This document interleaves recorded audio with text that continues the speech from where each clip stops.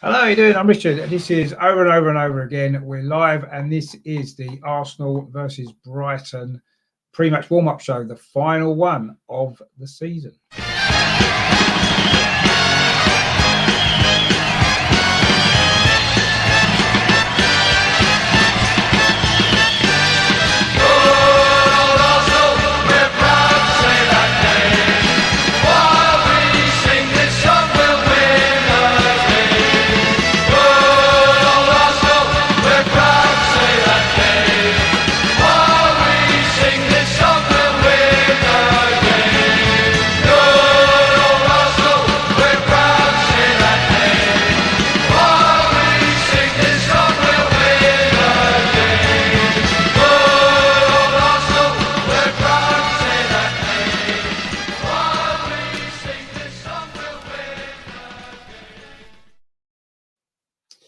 Hello, good evening. How are you doing? This is Richard. It's over and over and over again, and we're live on Facebook, on YouTube, and on Twitter.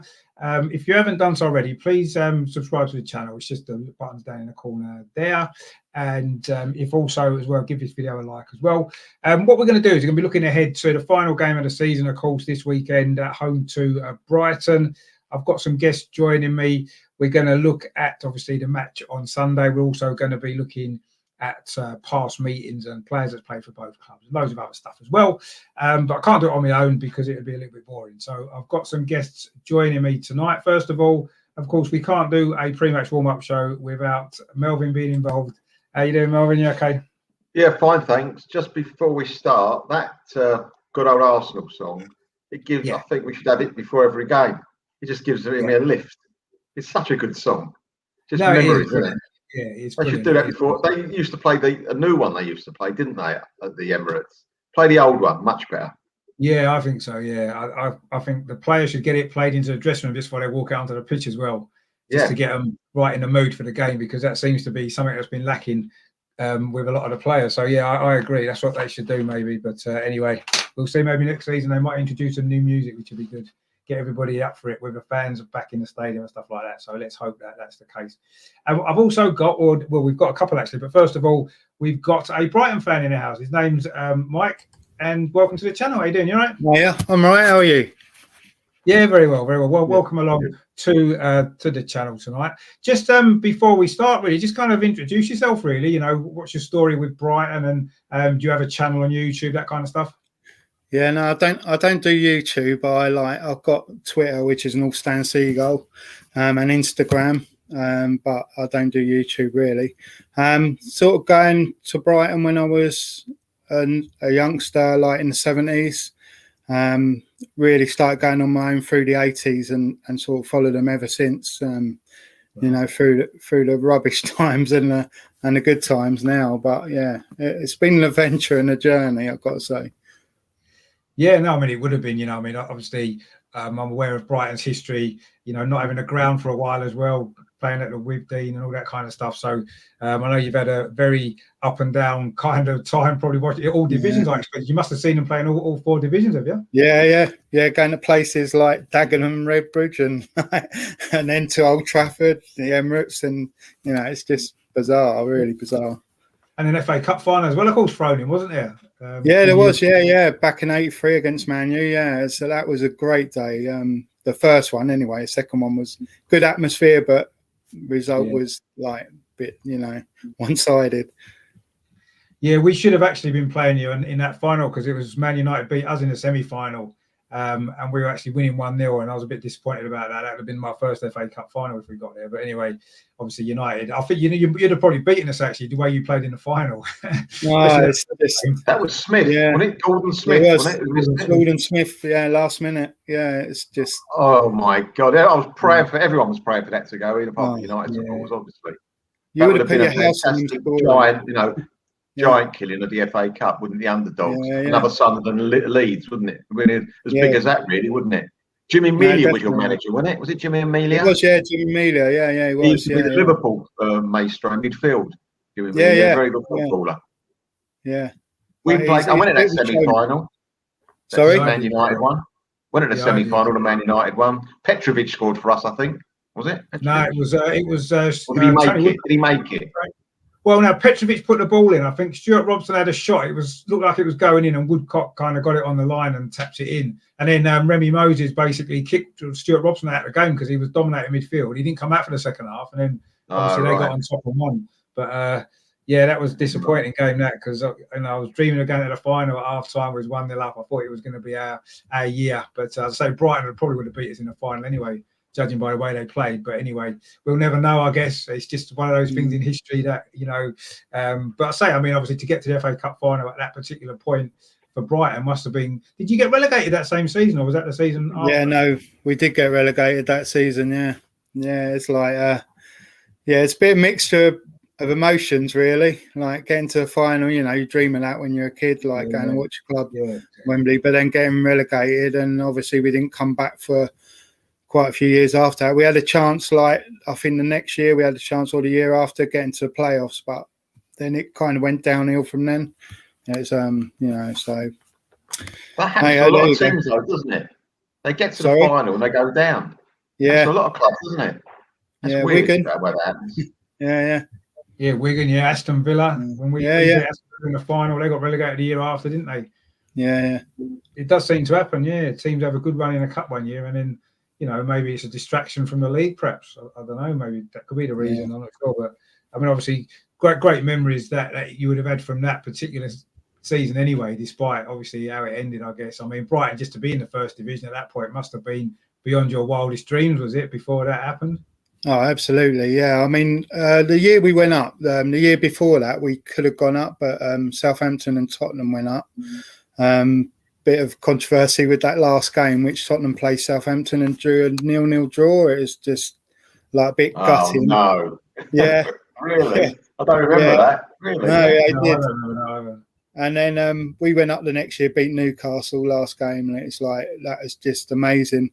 I mean, the most memorable time in that division was in that FA Cup run. We played Liverpool, who then were probably the best team in Europe, and we went to Anfield and beat them, and that was just like that was a highlight. That was just amazing. That is. That is. It was. An amazing thing to be in the division and be, sort of playing those sort of teams like yourself and Liverpool, and that. Wasn't your semi-final that year played at Highbury? It was against Sheffield Wednesday. Yeah, it was. Yeah, Highbury used to stage quite a few in that time, obviously, because we never generally got to them anyway. We were in the clock end that year. Yeah, so yeah. I went to one, actually. I think it was Everton in a semi-final. I went at Highbury one year just because it was at Highbury and I managed to go, and it was a good atmosphere. But it wasn't the Brighton one I went to, unfortunately, because that would have been good. But I remember it being at Highbury. So yeah, I mean, obviously we'll come on to a little bit later on. We'll come on to obviously previous games between Arsenal and Brighton, of which there's been not many in history, but most of them have been in recent times. So we'll all remember every single one of them pretty much, because we were all around to see them, which is good.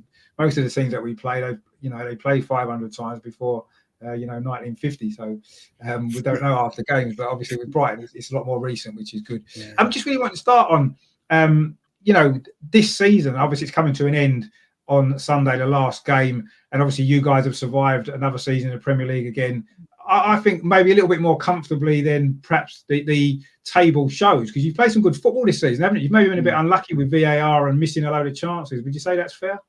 Yeah, I'd say that's really fair. I mean, it's been kind of a little bit frustrating because there's been lots of games where we've totally dominated and just because we can't finish and not got a result. And it's, but yeah, I mean, I think it's probably the furthest away from the end of the season that we've been safe since we've gone up. So in that respect, it's been pretty good. But the football's been amazing. I mean, I don't know if you guys have seen us on the TV, but it's been much better than. I mean, Chris Hughton did a great job at our club. Total respect for him. But I mean, we've moved to kind of a different level now. Get a goal scoring, and you never know. It's that's what we're missing really. I've been saying that most of the season watching Brighton. You played some really good attacking football, creating lots of chances pretty much every game, and like you said, just not able to get the final touch to them and get the final goal. And it's been a shame, because I think Brighton would have been, probably mid-table or higher, actually, if you'd taken half the chances that you created, really. I mean, what have you made of Brighton this season, Melvin? Have you watched much of them? I've seen a bit of them. I think they're a decent team. They got an actual plan. You can see what they're trying to do. That they, I think they're good to watch. There's not many teams you can say that, especially from halfway up the table to below, because all the other teams at that level, from 10 to the bottom, are all worried about losing. Brighton don't seem to worry about that. They just want to play football, which is great to see. They've got the handbrake off the whole time. The manager seems to be, he's done a great job there. In the short period he's been there, he's kept it going. He's done well. He's got the players playing for him. And, you've got to think to yourself, if they do actually get a striker, they might be, they could be actually quite a good, get rid of VAR and get a striker, you might be all right. Yeah. No, exactly. I mean, I wanted to kind of move. I'm going, Melvin, yeah. So, sorry, Mike, you've got a player, I can't remember his name. You played Tottenham a couple of years ago, a young kid, small forward. He scored against Spurs, I think. He definitely scored. Connolly. I think Connolly. Might have been when the goalkeeper got injured. The Spurs lorries got injured. Yeah. Is it Connolly? You know what I mean? Yeah, Aaron Connolly. He was only, it's about 19, 20. Yeah, he scored twice that year. That's it. Game. Is he in the team at the moment? He's been out of the team. So basically what happened, we played Newcastle right near the beginning of the season and he scored. And then he got injured. And then when all the COVID stuff started happening, he was a bit naughty with the COVID rules. And he kind of hasn't been in since. So he's fallen out a bit of favour with the manager. So, but again, he's young. He's learning. He's a little bit frustrating because you can see from that Spurs game the talent's there. It's like I say, it's a youngster, really. Yeah, no. I mean, I think Brighton have got a few good young players in the team actually. Melvin seems to have lost his signal. I'm sure he'll be back.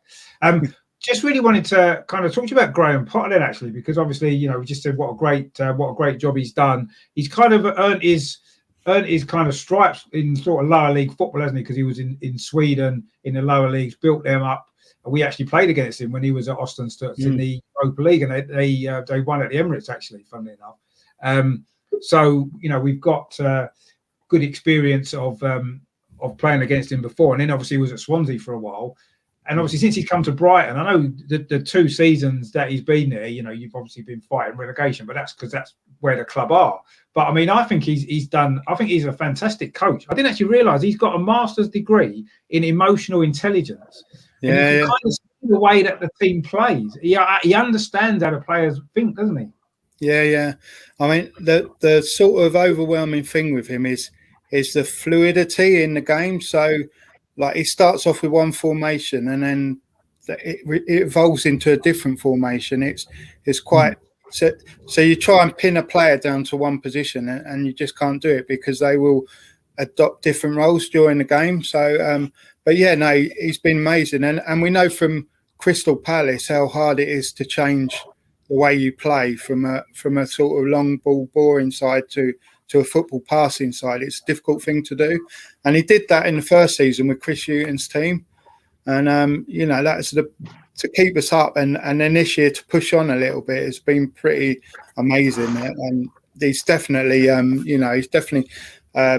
his, I should say, stripes, and they've now changed the club completely, the ethos from the bottom all the way to the top. So our youth teams played a similar way, and the 18s to 23s, and so hopefully in the future the pathway will be a lot easier and straightforward for the young players, which teams like us, we can't afford to pay 50-60 million for a player, so we're going to rely on, like Southampton, that sort of youth pathway.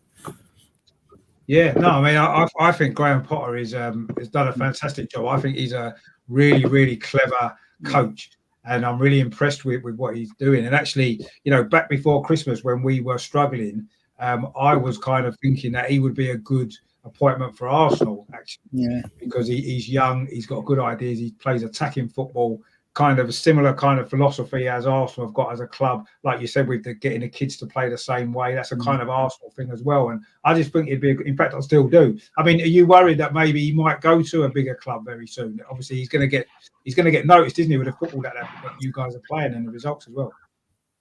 I think when you're at a team like ours, there's always that danger with managers and players. So I think like there's always that at the back of your mind. But I think that the club's kind of implemented this whole ethos now. So if he does go, the appointment's going to be someone along a similar sort of, maybe not as good as him, but that sort of thought and that sort of process. I hope he doesn't. He kind of said that he only, he goes to clubs. He sees it as a project, so he only leaves really when the clubs like kind of want to let him go. But I'm pretty sure he's got ambitions to manage like big clubs. Most managers do. So if you come calling or Liverpool, Man United, there's no doubt it's going to be attractive for him. Like definitely. Yeah, I mean, I guess he will be, and certainly the style of football I think is going to make more clubs, take the results aside a little bit. I think, everyone that understands that Brighton are a club that's every season are fighting to stay in the Premier League. You're not going to be challenging much, no matter what manager you get, probably because of the budgets and stuff like that. So, but it's more the football that you play under, that you've played under Graham Potter, that's really, I think, made people sit up and notice. But I mean, I agree with what you said, because he was at that Swedish club, Ostenstadt, for about 8 years. Yeah. He brought him all the way through the divisions, got him into Europe. So, he doesn't seem like the sort of manager that's just going to. I know he was only at Swansea very briefly, wasn't he? And then he came to you guys. But I mean, hopefully, from his perspective, I'm sure he's going to have a great career. I mean, what have you made of Graham Potter, Melvin? Have you been impressed with the job he's done at Brighton? Yeah, he doesn't. He doesn't throw his hands around. Doesn't make a big thing out of it. He seems a guy that doesn't seem to panic on the touchline. He always seems to be thinking. But he's not. I would call one of these managers that's the centre of attraction. You're not one of these managers when something happens, he's waiting for the camera to go on him. It's quite the reverse, which I like in a manager. He's thinking about his team the whole time and not about himself, about how the people see him. And I think you've got to get away from these managers. It's all about them. You just want to have managers that worry about their team and how we can improve the team on the day. Within every 5 minutes, thinking about the way the game's going. He could, he could be one of the top managers going forward. He's got everything in his locker to become one. I don't know. You need a bit of luck, don't you, sometimes? But with a fair wind, he could actually be right up there. And Brighton, it's a bit of a double-edged sword, isn't it, Mike? The better he does, the more people will look at him and go, "Well, they're good, Brighton, but why are they so good? They shouldn't be so good. They've got no, they're not one of the big six, if you like, to spend loads of money, and look where they are in the table. Look what football they're playing. Oh, let's have a look at that manager. Is the obvious one, isn't it?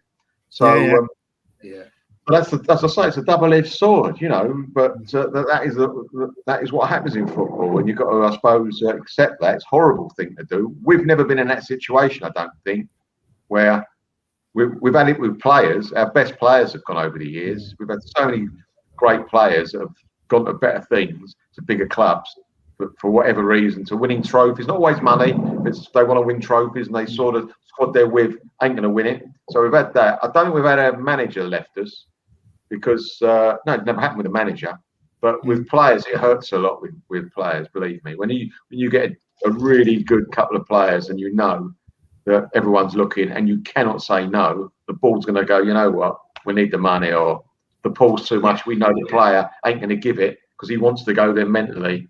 Then you're in a mess.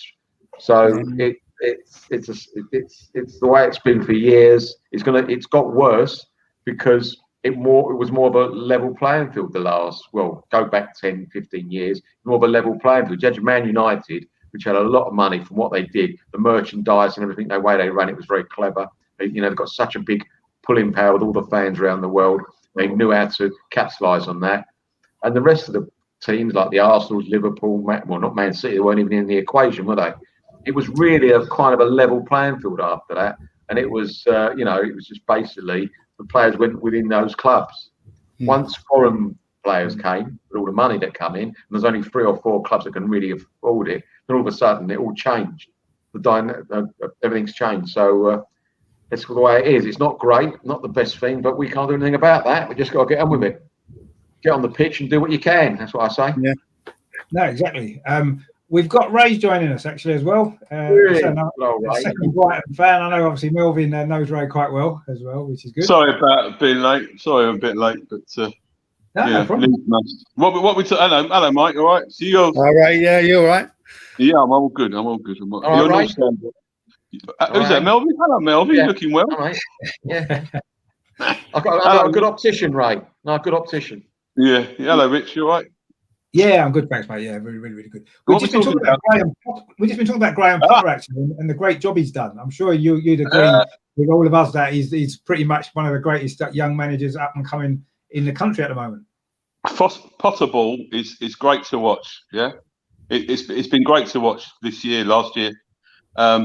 If he'd have had a decent centre forward, we wouldn't be where. I know he's saying 25 points we're giving away and we don't take our chances, but if he had a decent centre forward, and it's not the manager's fault because the players know what they've got to do, right? You look at the chances he's missed over the. I'm not mentioning his name because he one who crocked your goalkeeper last season. Yeah, no, I know you mean. Right? He's currently suspended as well, isn't he? He's suspended as well, and he's going to. I think he'll be out.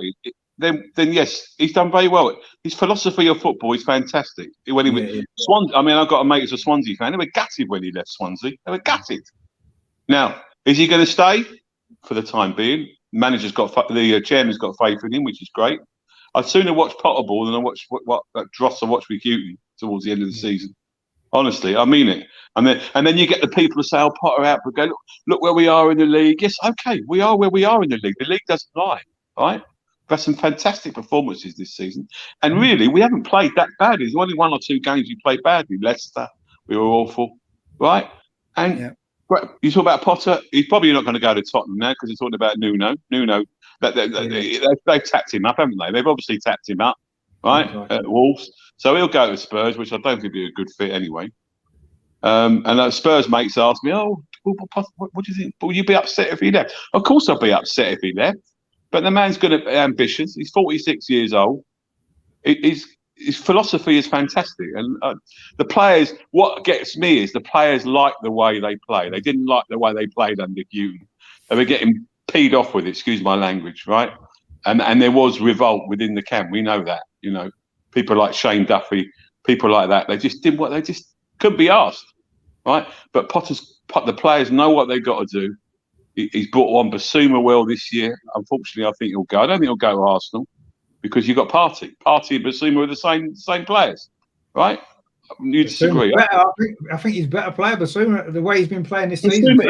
Basuma's game, he played the other night against Man City. That was his best 90 minutes, right? Yeah. 90 minutes, the best he's played. He's played 60, 70 minutes well all season. But that was the best 90 minutes, whether because he was in the shop window or because it was City, I don't know. But if we lose him, then it's going to be very hard because we haven't got a replacement. We've got Davy Proper, who's been crocked, and he's getting on a bit now. That someone said to me the other day, we should use the money to buy Tammy Abraham as a son. I wouldn't buy Abraham. I wouldn't have. We were apparently when he went out on loan to Swansea, or was it Villa, wherever he went, we were after him, but they decided no. I don't think he's all that, to be honest with you. But I like. Is he not better than the strikers that you've got, though? I mean, yes, but is he worth like getting 30 million for Basuma and then spending that on Abraham? No, I don't think so. We've got a couple of good young strikers at the club, right? Who could be brought on. Are they going to be nurtured and be brought on? Are they good enough? See, Morpay, I've mentioned his name. Oh. Right, he was great. He was great in the championship. He was great in the championship. He scored goals left, right, and centre. That step up is as well as I do. It's a big step up. It's a huge step up, and he's got an attitude problem as well, unfortunately. But yeah, we know that. To your question, I would definitely. They've definitely got to go for a striker. Definitely got to go for a striker.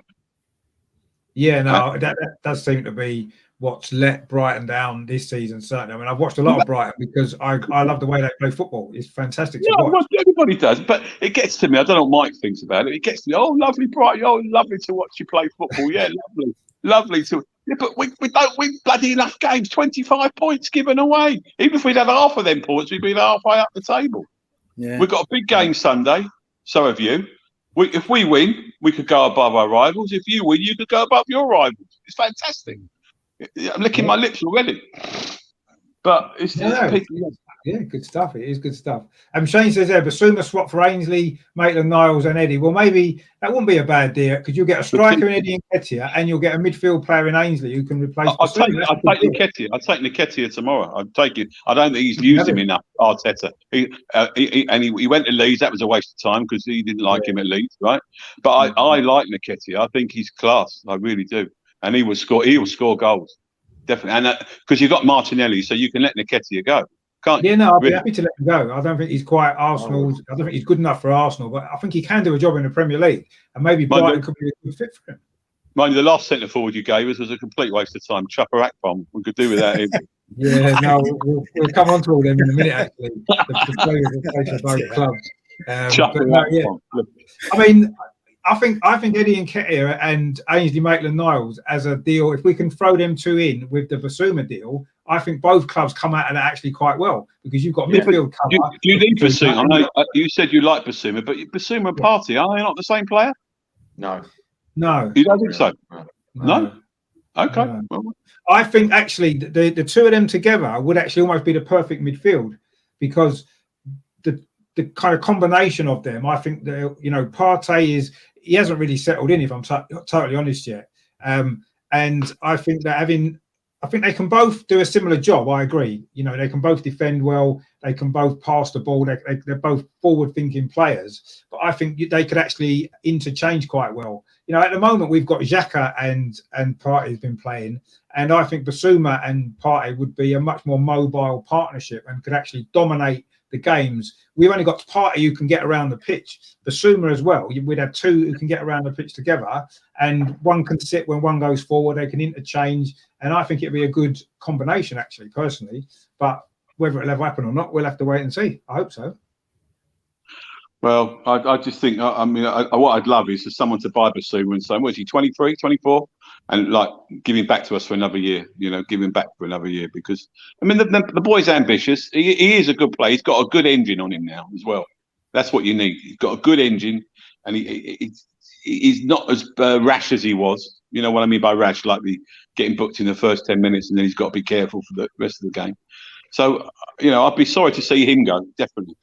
In fact, I'd be sorry to see him go more than Potter. Basuma, wasn't he the player that I think a year or two ago played against us? He must have done about 10 fouls non-stop and never got booked. Yeah. The referee, I don't know what it was, he never had a pencil to referee. Yeah. Do you remember that game, Richard? Yeah. Is that the game when we beat you, Melvin? Yeah. So I got the shake. Sorry, Ray. Got the old shakes. Yeah. In the last minute it was, wasn't it? That was that one when Mopé did the goalkeeper. That was the same game, wasn't it? That's the one, yeah. That was the game. That was last year. That was a good game. The best game, the one at the Emirates when we beat you at 2-1 at night. That's the night game. That was just a fantastic game. That was just fantastic. Well, it wasn't too good from our point of view, but yeah, I can understand. No, it wasn't good from your point of view. No, you were poor that. You were very poor that night, right? Admittedly, but there again, as I say to people, you can only beat what's in front of you, can't you?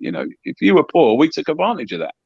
Yeah, we beat a poor Liverpool team. We beat a poor Tottenham team. I wouldn't say Man City were poor the other night. I think they were basically thinking about Portugal and about the champion. We just got on. We got on an off night basically, and and the fans helped the other night. Obviously, that's what we've missed. The fans, definitely. I'm sure you'll find that on Sunday.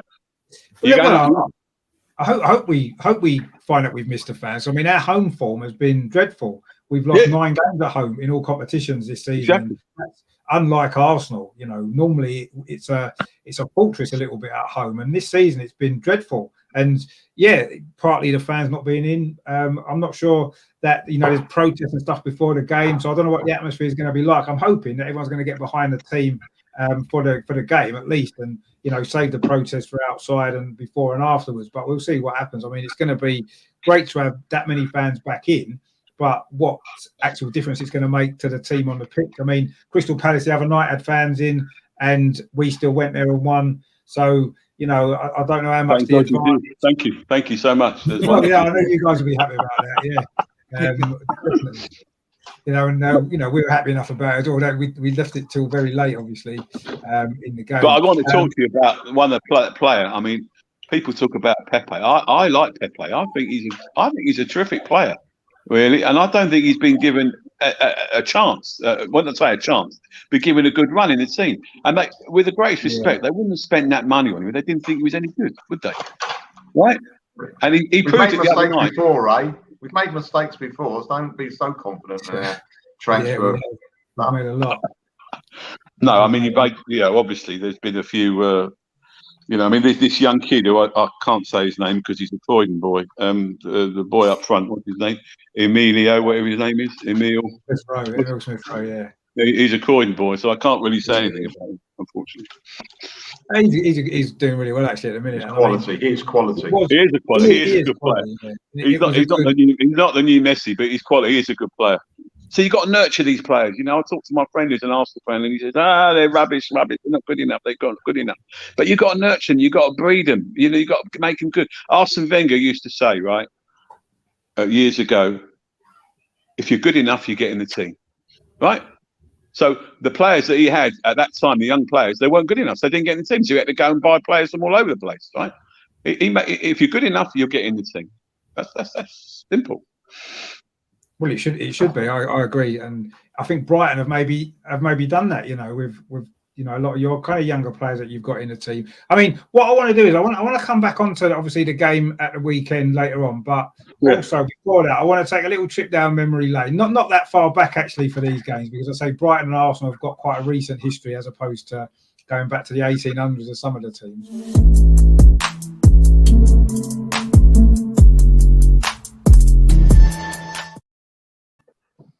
So yeah, I just want to look back really, obviously some memorable games against each other down the years. I mean, Mike, if we come to you first, I mean, what games against obviously I suppose last season's 2 games probably would be one near the top of your list, but what kind of games really spring to mind?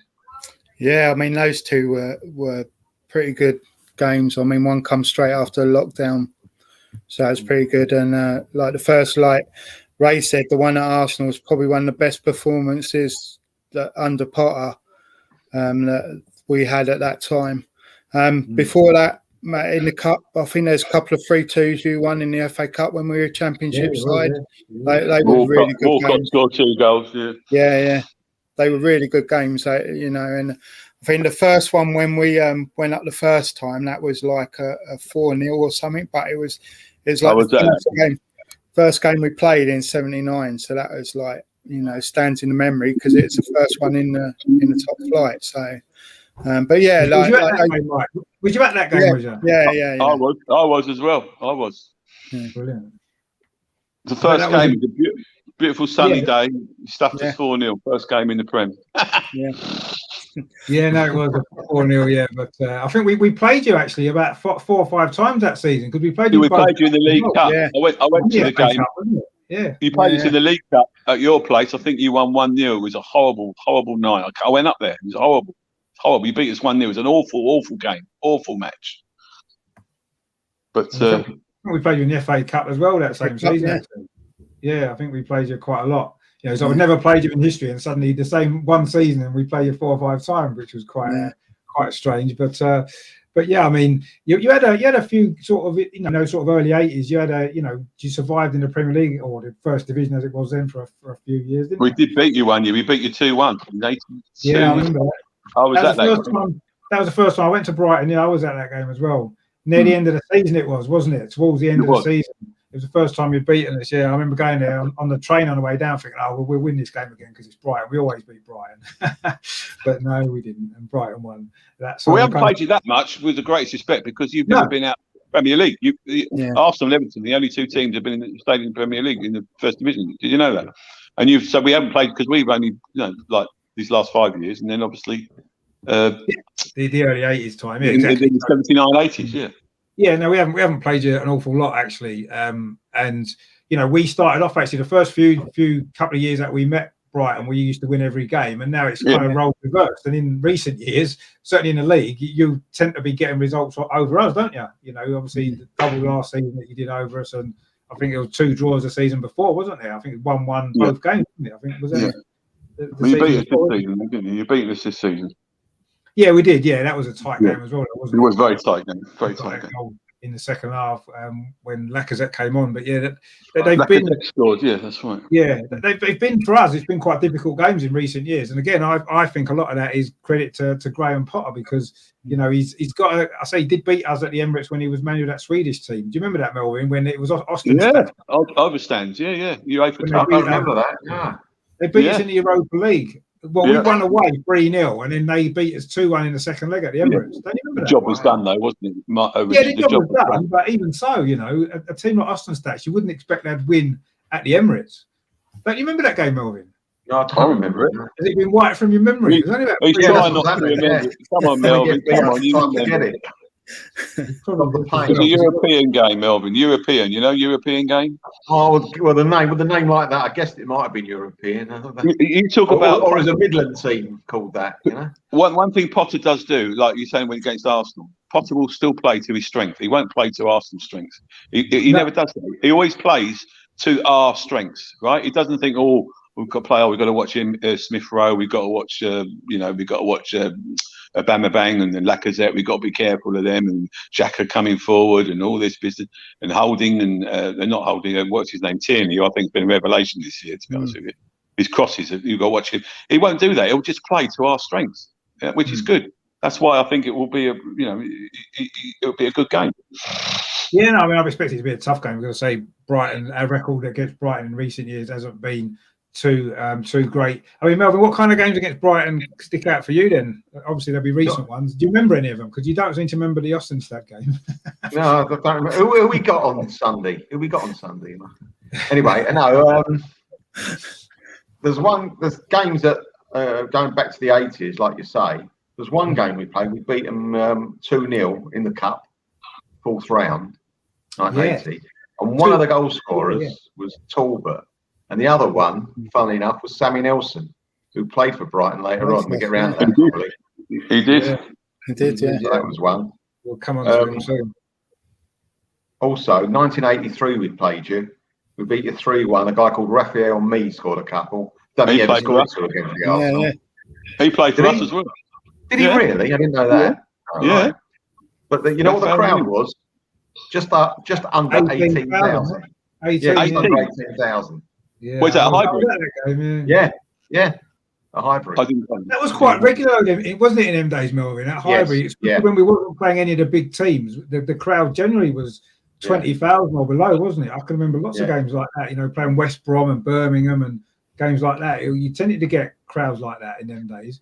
It's strange, really, because even now, when it doesn't matter who you're playing, when the crowds are in, it's nearly full, isn't it, everywhere? It just shows how... because it generates more noise because everybody who's there is real fans. There's no prawn sandwich. Yeah, no, I definitely agree with that. Yeah, there's no doubt about that. But yeah, I mean, to sort of talk about it, and actually, obviously, you guys have got a new stadium in recent-ish years, I suppose. In the same sort of time that we've moved. I mean, Mike, what do you make of the atmosphere at the new stadium in comparison? I'm not necessarily at the Withdean because there was no atmosphere there really at all, but certainly maybe at the Goldstone ground from the 1980s and stuff. What's the sort of difference have you noticed? The atmosphere, I don't know what Ray thinks, but the atmosphere has been kind of up and down. There's some seasons it's been, the odd games it's been really good, and then I mean those last few games under Houghton it's pretty volatile. Sami Hyypiä is volatile. But there have been. I think the Poya years were that was probably the best atmosphere was under Poya. Yeah, I agree. You're probably right. Yeah. Yeah. I mean, I've sat in all parts of the ground. My season tickets, and I now sit. You'll probably laugh at me. I sit in the east, right? Okay. Purely because I like the view and I like the people and I like it there, right? And you can hear the atmosphere, but it never generates all around the ground. Yeah. Right. It's because I don't know if it's the way that the stadium is built. You can go to some stadiums and it's like deafening because everybody's in sync with each other. I mean, I know they say about the Emirates as a library and all that, but I've sat at the Vincent Brighton game at the Emirates, and I think the atmosphere is pretty good. It's pretty good at both ends, But you know, it's just, I don't know. It's the atmosphere is okay. It's better at the Goldstone, obviously, but those days are gone. You got to forget of those days. You know, forget those days. Football has changed a lot. Obviously, we know. You know, the experience of going to football. You know, we'll all know. You know, we would have been at football in the 80s, and you know the difference experience that it is now. I personally think it's lost something. It's lost maybe, I don't know, a little bit of life, if you like. I think it's very.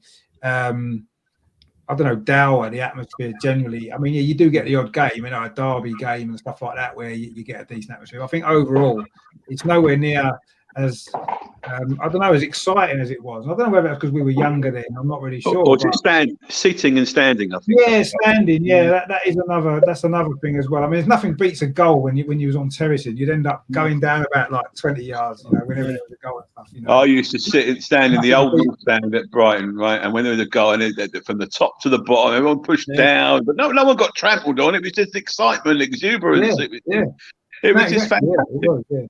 No, it was brilliant, and you know, I kind of missed that sort of experience of football. Actually, it seems a bit too. I know it's probably the wrong word to use, but it seems a bit too safe nowadays. You know, and obviously it needs to be safe. I don't mean it should be dangerous, but it just feels almost too safe. If you know what I mean. There's no element of danger to it really at all, and it used to be. I mean, the 80s, it was quite risky going to games. You know, not so much Brighton. I don't remember any trouble at Brighton. Actually, I went there a couple of times in the 80s, and you know, there was not with us. There's never trouble with us. It was always a good atmosphere actually at Brighton. It always struck me as being a real friendly club, and you know, I guess that's probably even more so now because of their more family orientated atmosphere and stuff like that. But yeah, it just feels a little bit too. I don't know. There's that excitement's missing. You know, even in the really big games, I still think it's missing to what it used to be like, you know, back in the day. Like you said, maybe the terracing was what it was. And we've got a couple of comments in the chat. Shane says, Mike and Ray, what are your thoughts on Lamptey? Obviously, he's injured at the minute, isn't he? Yeah, he's definitely an amazing prospect. Like really good, really quick. Whether he comes back that quick after the injury, I don't know, because sometimes that does affect players. But so exciting to watch. Like, I mean, we played Newcastle. We absolutely destroyed. I mean, I know lots of teams have destroyed Newcastle, but he really did, like, single-handedly almost just terrorise their defence. Maximin, like, wasn't even pushing forward because he had to try and track Lamptey back. So really exciting player, and it'd be so good. I don't think he'll go yet because I think clubs will wait and see what he's like when he's got his head on his shoulders. You know, he knows, right? He's been guided well. He could have stayed at Chelsea. Right? But he was told he's behind Emerson. He's behind Reece James. Right, and then you've got Aspilicueta as well, right? Yeah. So he thought, right, let's go to Brighton. He's not far from. He's a Hillingdon boy, right? He's not far from home. Blah blah blah, and he's a clever boy. And he will be a good player. He came back. This is what I heard. He was injured, and he was getting back to fitness, and he broke down again because they got him back too quick. Because we missed him. We have missed him without a doubt. We have. Him and Solomon. And he will be. You talk about England right backs. I think 5 years time. What is he now? 20, 25? Yeah. 5 years time, he will be pushing. I definitely without that. Yeah. If he's looked after and he's sensible.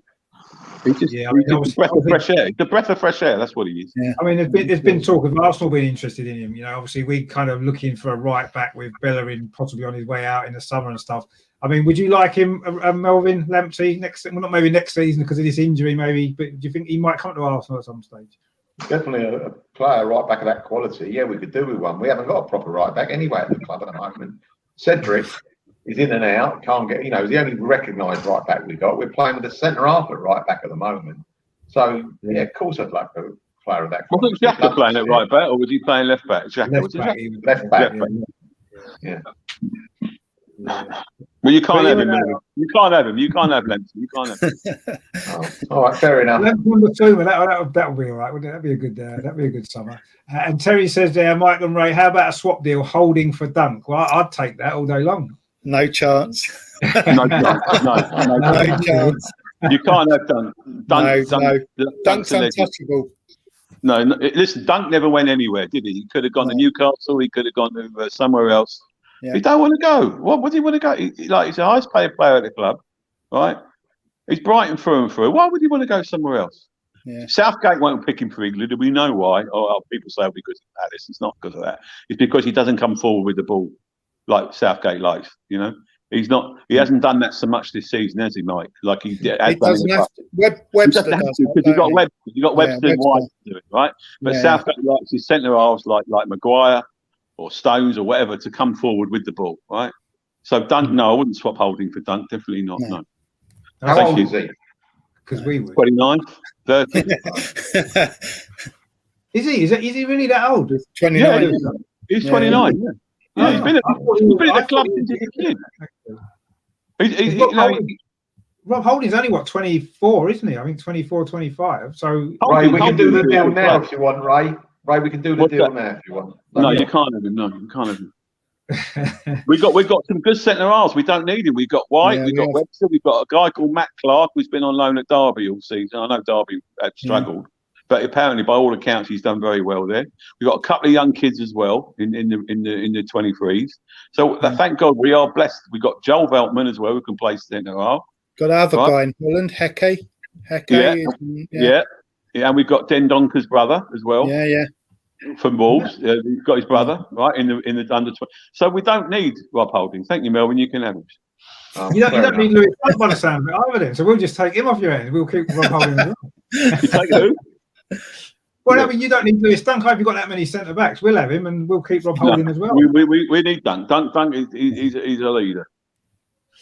See, I've just got this feeling. I've got this feeling that Graham Potter will eventually be manager of Arsenal, and then when he does, I think a lot of these Brighton players, the good Brighton players, will follow him, and we'll end up having half the Brighton team, and that actually wouldn't be a bad thing because with the players that we've got, with the better Brighton players, I think that's not a bad team. Well, you were just saying you want Basuma, you want Lamptey, you want Dunk. Who else do you want? You probably want the goalkeeper as well. We want the goal we've got on loan. Yeah, you can have Matt Ryan. You can have him. Yeah. You can have him. No, we definitely want him as well. So I was never a Matt Ryan lover for two reasons. One, he's too small, and two, he never comes to crosses. Right? That's funny. Okay. Although he's done well, don't get me wrong. He don't come for crosses. Never comes for crosses. Right? That's ridiculous. We've got this guy Robert Sanchez, who's a fantastic keeper. And he was found by a fluke. You can have him. Well, you can't have him. No. But he was found by a fluke because one of our scouts was watching a Spanish league game, looking at it forward, and this goalkeeper said, "Hello, this is a keeper." And they said, "Oh, we got him." And he is a very good. We've got the best goalkeeping coach apparently in England. That's Ben Roberts. He used to play with Charlton, right? And I think he's bringing on Sanchez, nurturing him very, very well. And he's fantastic. He just come up. He's a great keeper. So you probably want him as well. Well, maybe change that to Arsenal Hove Athletic. That's what it'll be. That's what we might go down that route, mightn't we? That'll be good. We don't want Neil Mopay though, so you can keep him. You don't want Mopay. No, you wouldn't want Mopay. No. No, we don't. We definitely don't want Mopay. No, but there's a few others. I say half of your team. I wouldn't mind at Arsenal. To be honest, definitely. I'd say probably at least half of them. Well, we've got some good youngsters, good local youngsters, local boy. We've got a boy called Teddy Jenks. You watch this boy; he's going to be fantastic.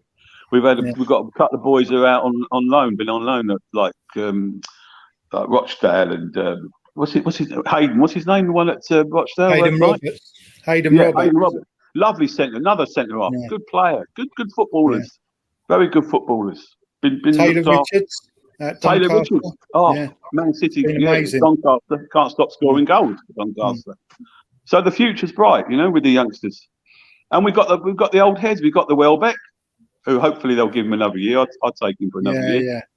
Provided he doesn't go anywhere else. I don't think anyone else would else come in for him. He's 32. Was he 30, 31 now? No. And then we've got Lallana, who if you keep Lallana fit, and you build the team around the younger players, with the older players as the heads, I think the future could be is bright.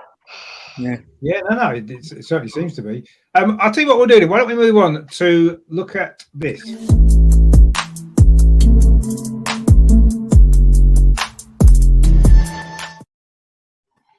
I've probably not got them all. I found it difficult to kind of find the all the players that might have played for both clubs. I think I've got There's a Raphael Mead slipped my attention, actually. I didn't realise he played for Brighton, so I've missed him off. Although he did actually score the first ever Arsenal match I went to. So I'm a bit gutted I've missed him out now. But anyway, there is a few that I did manage to find. Obviously, we spoke about a couple already. Obviously, this guy we were just talking about there. I personally would sign him on a permanent deal. What about you, Mike? I know obviously Ray don't seem to rate him. What about you? Do you think? No, I didn't say I didn't rate him. I didn't say that. I wouldn't be sorry to see him go. I think we've moved past Matty Ryan now. Sanchez is a quality goalie, and we've got some young goalies coming through as well. Some more young goalies. Very good young goalies. Sanchez distribution of the ball is like 100 times better than Matty Ryan's. You know, Matty Ryan's a good backup goalkeeper. Don't get me wrong; he's a great shot stopper, and he was brilliant at our club. But he's gone past he's sell by date with us. Really, don't fit into Potter's playing style. So no, so I'm not sorry to see him go. To be honest. Yeah, I agree.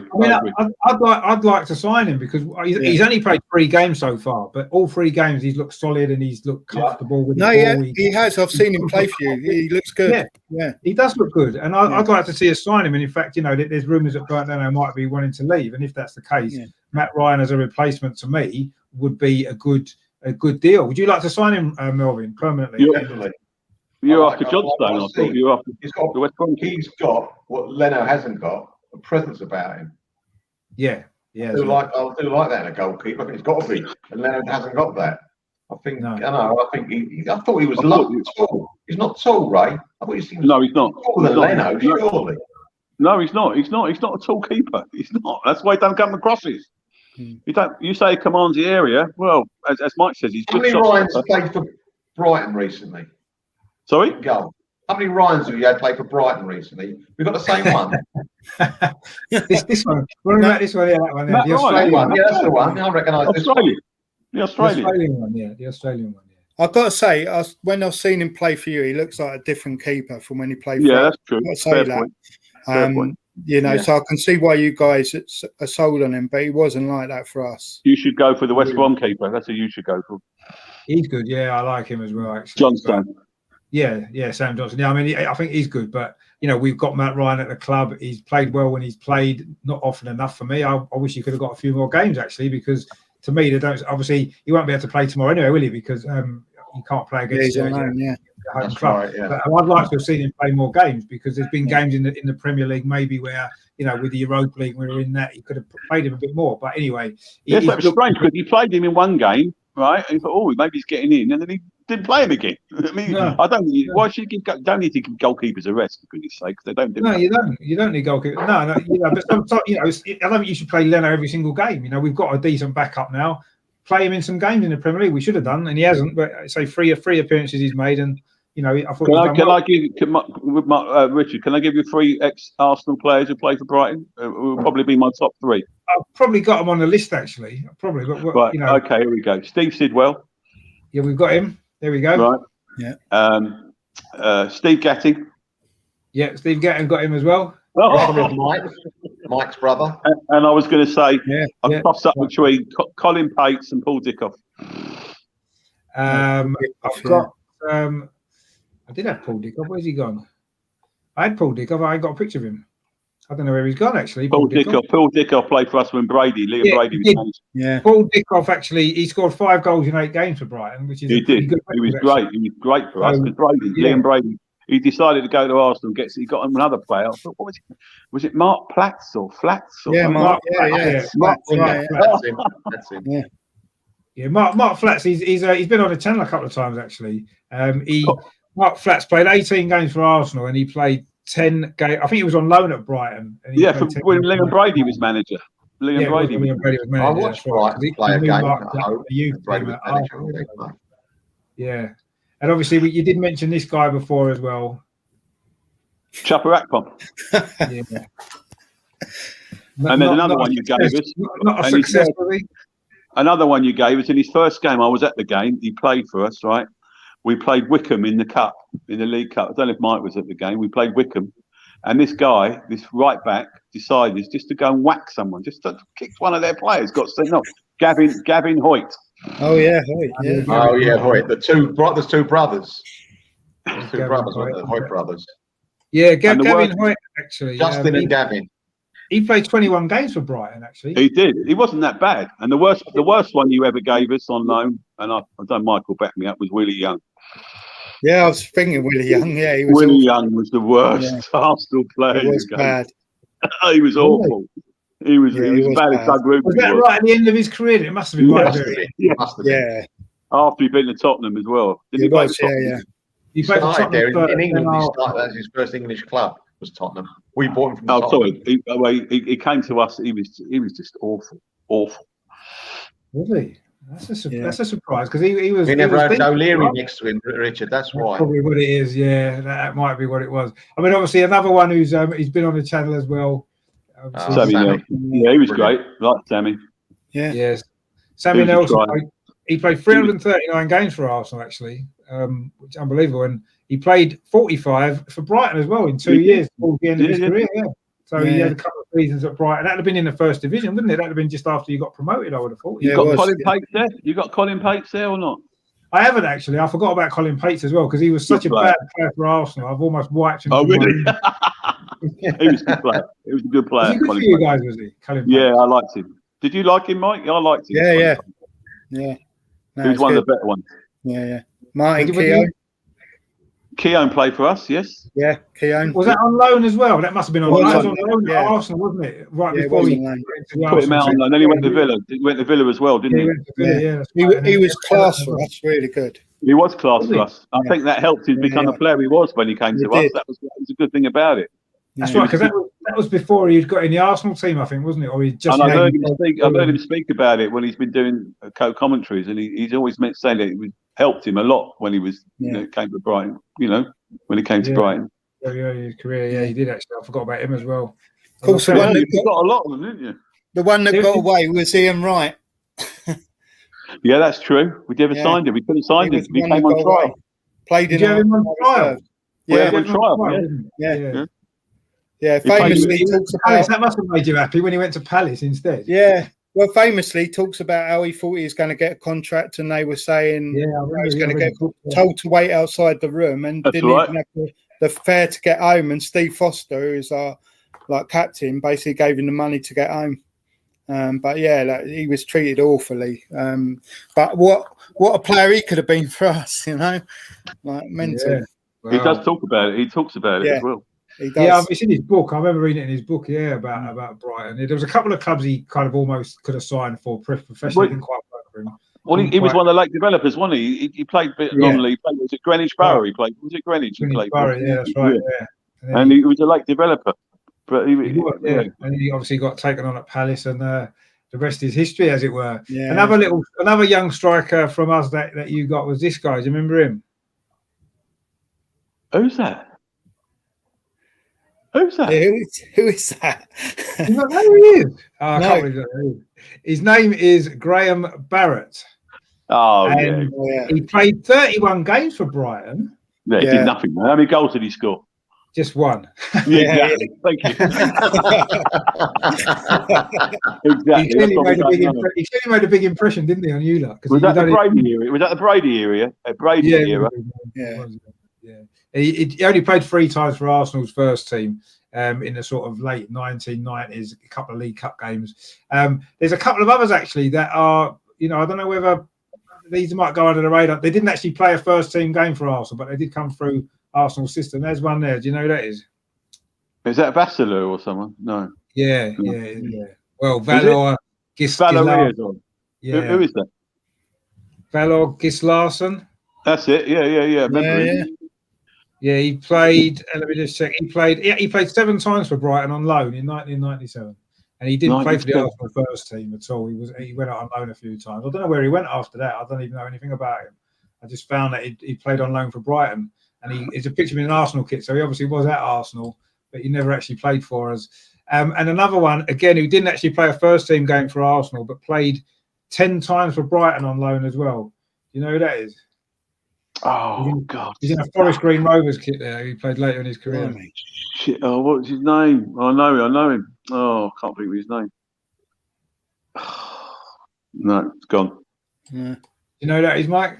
No. Do you know that is Melvin? No, I don't. Melvin. Yeah, Melvin. It's not Bob Boothroyd, is it? Boothroyd or something? No. No, it's not Boothroyd. No, his name is Joe O'Searcrill. No, I think he was never heard Irish, of him. and he Never heard of played 10 games in 2002 for Brighton, and no games for the Really? Arsenal first team. And he ended He up. must have been subbed every game, so I don't remember. No, I didn't know I anything don't about remember him. him at all. We must have And I've blanked been him out of our I've been heads. supporting them for 50 years, Richard, and I don't remember him. No. No, well, he did play 10 games though, so you know. Well, he obviously must. none, I'm not debating your word. I mean, none of them were particularly memorable, clearly. But anyway, never obviously mind. not. No, and of course, there's one going back in time that Melvin may remember. Do you know who that is, Melvin? No, I should know that one. No, I don't. Was that He actually- 1950s? It is the 50s. He played Arsenal 55 to 58, and he played for Brighton 58 to 62. I was only born in '61, so how would I know who that is? No, Do you know that is Melvin? no, I don't. Do you know Mike? No. He's a bit of an old player. His name is Mike Tiddy. Oh, he's a winger. He was played on the He was wing. a winger, right? Yeah, he That's played. it, yeah. 52, he played 52 games for Arsenal and scored 8 goals, and then he played 133 for Brighton. Actually, Wow. he played more for Brighton. He scored 11 goals in the late 50s, early 60s. So he seemed to have a decent career, I suppose, at Brighton. Out of all the players that's actually played for both clubs, Steve Gattin played the most for Brighton. 316 games he played. Yeah. For Good Brighton. player, Gatty. Yeah, Good brilliant. player. 10 years. Yeah. Good Yeah, he defender. never quite got a regular. He played 76 times for Arsenal actually, but he never got a regular place. He used to score a lot of own goals for Arsenal, if I remember rightly. Did he? I seem to remember he's got a couple. Yeah. Yeah. Do you remember much Maybe about him playing for Arsenal, Steve Gattin? Do you remember him? Steve Gattin, good player. I do remember him playing for Arsenal. Yeah, he was a defender, but I don't think he's very tall for a defender. I think he's lacking a bit of height, if I He remember was rightly. really reliable for us. Mm. He was all right. I liked He him. was bad on the ball. I must admit, he was very good on the ball, but he never held down a position. I think he played a couple of times midfield as well. But Yeah. Yeah, no, I don't. I think he started playing, or I think he left rather just as I started going to watch Arsenal. So I don't think I saw him play for Arsenal. But I remember him playing against us at Brighton. Obviously, when Brighton got promoted and stuff, I remember him playing against us a couple of times. And there's obviously there's another actually. I didn't get a picture of him, but obviously he's obviously doing pretty well at the moment. Oh, You yes. wanna keep- well, you want to keep him here for next season? Yes, definitely. Yeah, definitely. Yeah. Give him yeah. another year, yeah. Another year, yeah. He's not playing Sunday, he's injured, he's done his hamstring. Yeah. Oh, is he? Oh, that's Yeah, a he shame. does. It'd be Yeah, nice because to- he would have got a good reception, wouldn't he? Would have got a good Yeah, he would reception. have done. Yeah, I think so. I think Melvin. I What know do you he's a think? man. of I know Melvin? he's a Man U boy, isn't he? He's a Manchester. Yeah, boy, he man. is. But I mean, I thought injuries kind of hampered his time at Arsenal, didn't it, Melvin? I liked him actually. It was very frustrating when he kept getting injured, but he always used to go 100%. He was very direct. He was brave. He could go past people. He was fast. Without those injuries, he'd have been a terrific player for us. Can I just cut him for a second? They're talking about players who played for both. When Sammy Nelson and Gatting, I think they were about the same time they went to Brighton. There was rumours we were going to do a swap deal for one of your players, and it was one of the best players that ever played for Brighton. Do you remember Not who it Peter was? Ward. What Peter Ward? No, different class. This player, different class. What position? Centre half. Lawrence. Lawrence. Yes. Lawrence. Yes. Yeah. Yes. He went to Liverpool though. He went to Liverpool. That's what I'm saying. The one that got away. There was a big rumour that Sammy and Gatting were going to go to Brighton, and we're going to get Lawrenson. I mean, what a Lawrence came player! to us. We made him the player he was. He was nothing. What at a Preston. player! He was nothing at Preston. He came to us. He was fantastic. Yeah. What a great Brighton fans player! don't like him very much because he doesn't speak very highly of Brighton. You know that, don't you? No, He's not, I didn't know that. No. Doesn't he? he does. Is that No. right, Mike? No, he always he's awful. He's You look at his Yeah. predictions on the BBC website. He does the predictions every week. He never will say a good thing about Brighton. Yeah. Never. Oh, right. And we're the club. I wouldn't say we made because he did well at Liverpool, but we got him out of obscurity at Preston. Him and Gary Williams. Remember Gary Williams, the left back? Yeah, remember him. Yeah. Right. Did he go Two to of them. Villa? Did he play for Villa or something? Or No. no? And Oh, he did go better, I think. Yeah, I think he might have done. Yeah. Thank you. Whatever. He might be wrong. Well done, Melvin. That was a good one. I don't know if he did. I recognise the name. You woken up, Melvin. Left back. Yeah. A typical left back. Like only had 1 foot, left foot, a real left-footed left back. You know what I mean? Yeah. I mean, there's a couple of other ones. I mean, one of them we did mention earlier. It's got a link to both clubs. He didn't play for both clubs, but he got a link. Obviously, we did talk about him before. Obviously, he's manager of Brighton. And of course, yeah. Worst manager we've ever had. Well, apart from Sammy Hippier. No, apart from Sammy Hippier. But obviously, Melvin loves Leon Brady, don't you, Melvin? Brady had a lot of passion. That's what he had. He used to come up in front of the fans and all stand. Remember, he used to come up and cheer at the end of the game. We give him a big cheer. He had a lot of passion, but he weren't a very good manager. Did you, in your staff, about the time Leon Brady was the manager, did one of the Wilkins brothers on your staff? Was one of the Wilkins brothers, not Butch Wilkins? Was it Graham Wilkins? Dean Wilkins. Yeah. Dean Wilkins. He was at Brighton. Yeah, I thought I saw him. Yeah, coach at Crystal Palace now. That's it. I he was manager for a little together. He had a great nickname, Dean Wilkins. What was his nickname, Mike? Wendy. Yeah. Wendy Wilkins, because he used to run around the pitch like a woman. Yeah, yeah. But he scored one of the greatest goals at the Goldstone I've ever seen, a free kick against Ipswich. Remember that goal?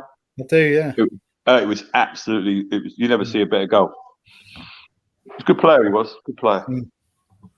Well, there you go. And here's one more as well. That again, he may be more linked to as kind of coach and Arsenal. He did play a lot of times for Brighton earlier in his career. Do you know who that is? Oh, yes, I know that is. That is. Oh God, yeah. Oh, what's his name? No, I might be wrong. Gone. I think I've got it. Can I go for it? Tell me. Mike, do you know who that was? No, who's that? Go on. Steve Birkinshaw. Steve Birkinshaw, yeah. That's it. Oh yeah, Brighton boy. He's a Brighton boy. He's a Brighton boy. Yeah, he played 237 games for Brighton actually in his career from 57 to 1966. So he was obviously, a big player for Brighton back in the day. And then he had a couple of coaching spells at Arsenal, and he was actually caretaker manager, wasn't he, Melvin? Was it after George? Before George Graham, wasn't it? Right. Before George Graham, Yeah, he was. He's a Brighton boy. He's a Brighton boy. Yeah, no, he was. He had a long career at Arsenal. Actually, he must have been coaching at Arsenal for what, 25 years, maybe in total. Yeah, a long time. Because he started in the 70s at Arsenal, I think, as a coach, and I ended up being caretaker manager for a bit, not very successfully. But I think he stayed all the way up until Arsene Wenger came, didn't he? I think he was actually a coach at Arsenal all that time. So he had obviously a big career at Arsenal on that side of it, and most of his playing career, it seemed, was at Brighton. So he kind of spread his whole professional career over the two clubs, actually. So, I suppose he definitely deserves a mention. Is there any that we've missed out, you think, then? Obviously, I think we must have we gone through most of them? Did anyone else bring to mind? I can't really think of too many others, I must admit. Well, I missed anyway. I'm gutted about Rafael Mead, actually, because I say he did score the first goal I ever saw Arsenal score live. My first ever game, he scored the winner. So I'm a bit disappointed I missed him off this list, actually, because I didn't realise he'd played for Brighton. Was that a loan or was it a permanent? Yeah, it was on loan. On loan. He was a good little player for Arsenal, I thought, back in the day. He scored a few goals, didn't he, Melvin? Rafael Mead? Yeah, he ended up playing for Dundee, I think, in Scotland. He did play for Dundee, yeah. That's right, yeah. We were going through a very funny time then, Richard. We weren't a very good team then, and it was a struggle for any youngsters to come through because the rest of the team weren't any good. So it's difficult for the youngsters to actually make themselves look good. They needed a bit of support then, and they never got any from the rest of the players. And it was a tough time, obviously, but he means a lot to me, Rafa. I say because he scored that goal against Man City in my first game, and he scored a few goals, didn't he? In the first 2 or 3 years he was in the team, he never got a regular. He was very fast, Richard. Yeah, he was fast. Yeah, very fast. I always liked him. I think he had a few personal issues in his life, didn't he? Didn't he get a prison or didn't he get in trouble? Yeah, he got done for him or his brother. I don't know which one it was. Got done for rape allegedly. So I don't know if they got done. They got arrested or whatever. I don't know what happened after that. But obviously it wasn't great news. I don't know what happened. Whether was it proved guilty or case dropped or whatever. But it was issues there.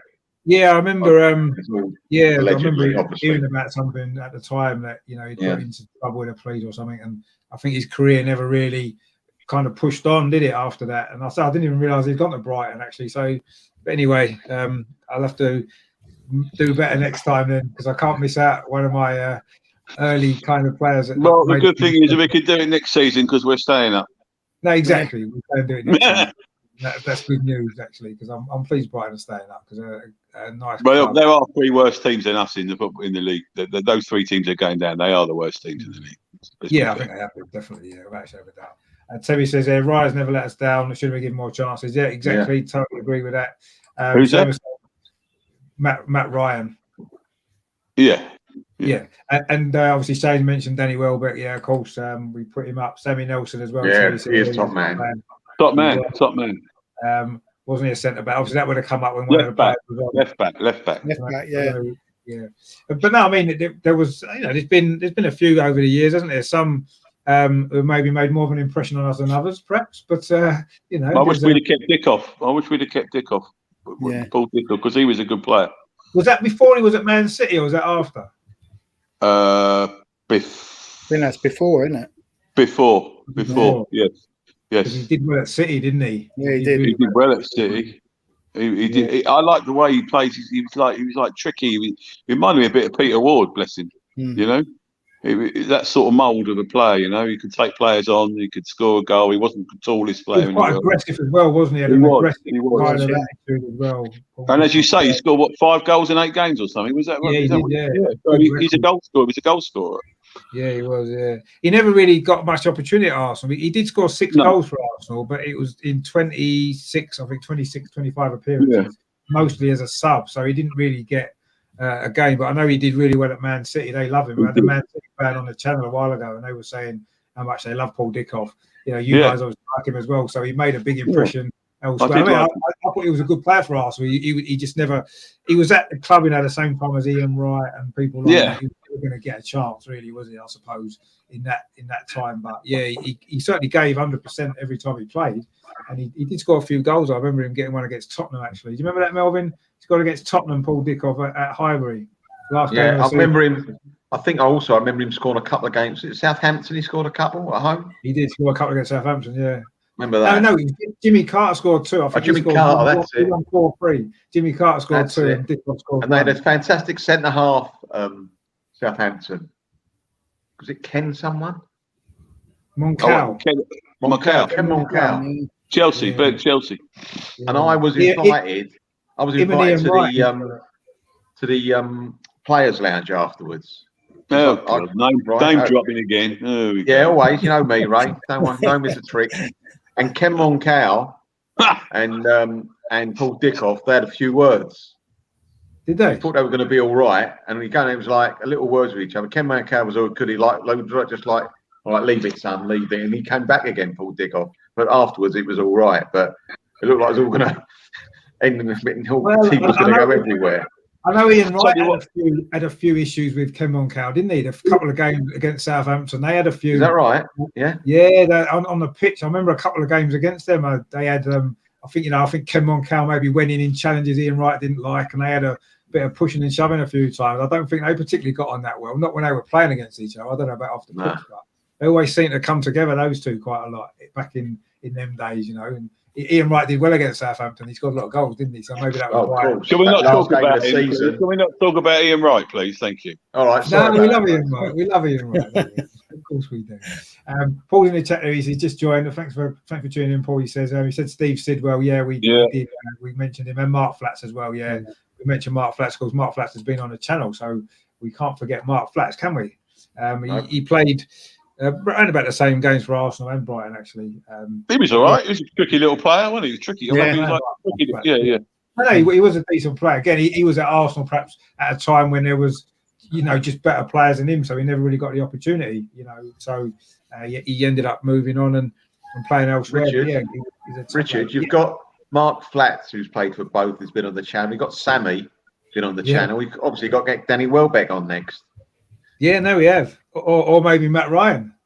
Oh, that's right, Matt Ryan. Get Matt Ryan on, that'd be good, wouldn't it? Or maybe Tuber Akpom, maybe, because he seemed. Tuber Akpom. Maybe get Tuber Akpom on the channel.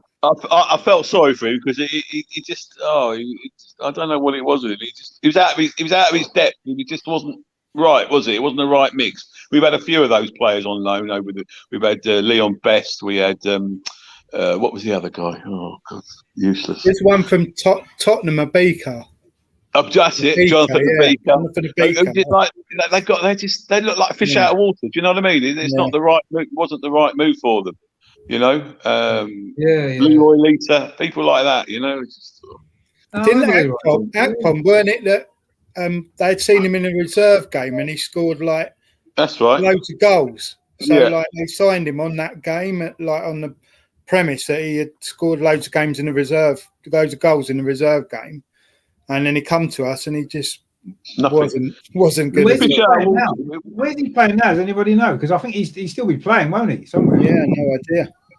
No idea. Do you know where he is? No, I don't. No. Ask Melvin. Melvin will know. No, right.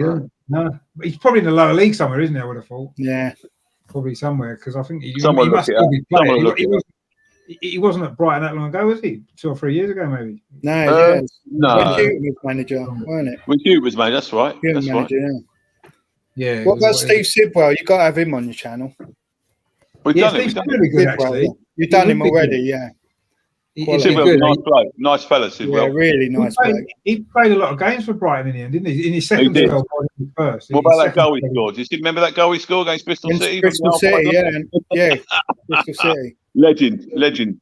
Yeah, we had him on loan, and then like when he was younger, and then he come back later. Obviously, it's like we've been around a bit, haven't we? I didn't realise he played for a lot of teams. A lot. Reading. Yeah. No, he had quite a good career actually, Steve Sidwell. He's done well, and he's at the club now. He's part of the club in the community, or he's a part of it. During lockdown, he hosted a quiz. Did you do the quiz that he hosted in lockdown? I didn't know. Yeah, he did. He hosted a quiz in lockdown, and he's quite. I mean, he was on the other night, wasn't he? He's quite passionate about Brighton. He loved it. You know, it's nice to have people like that at the club. You know, same as Zamora.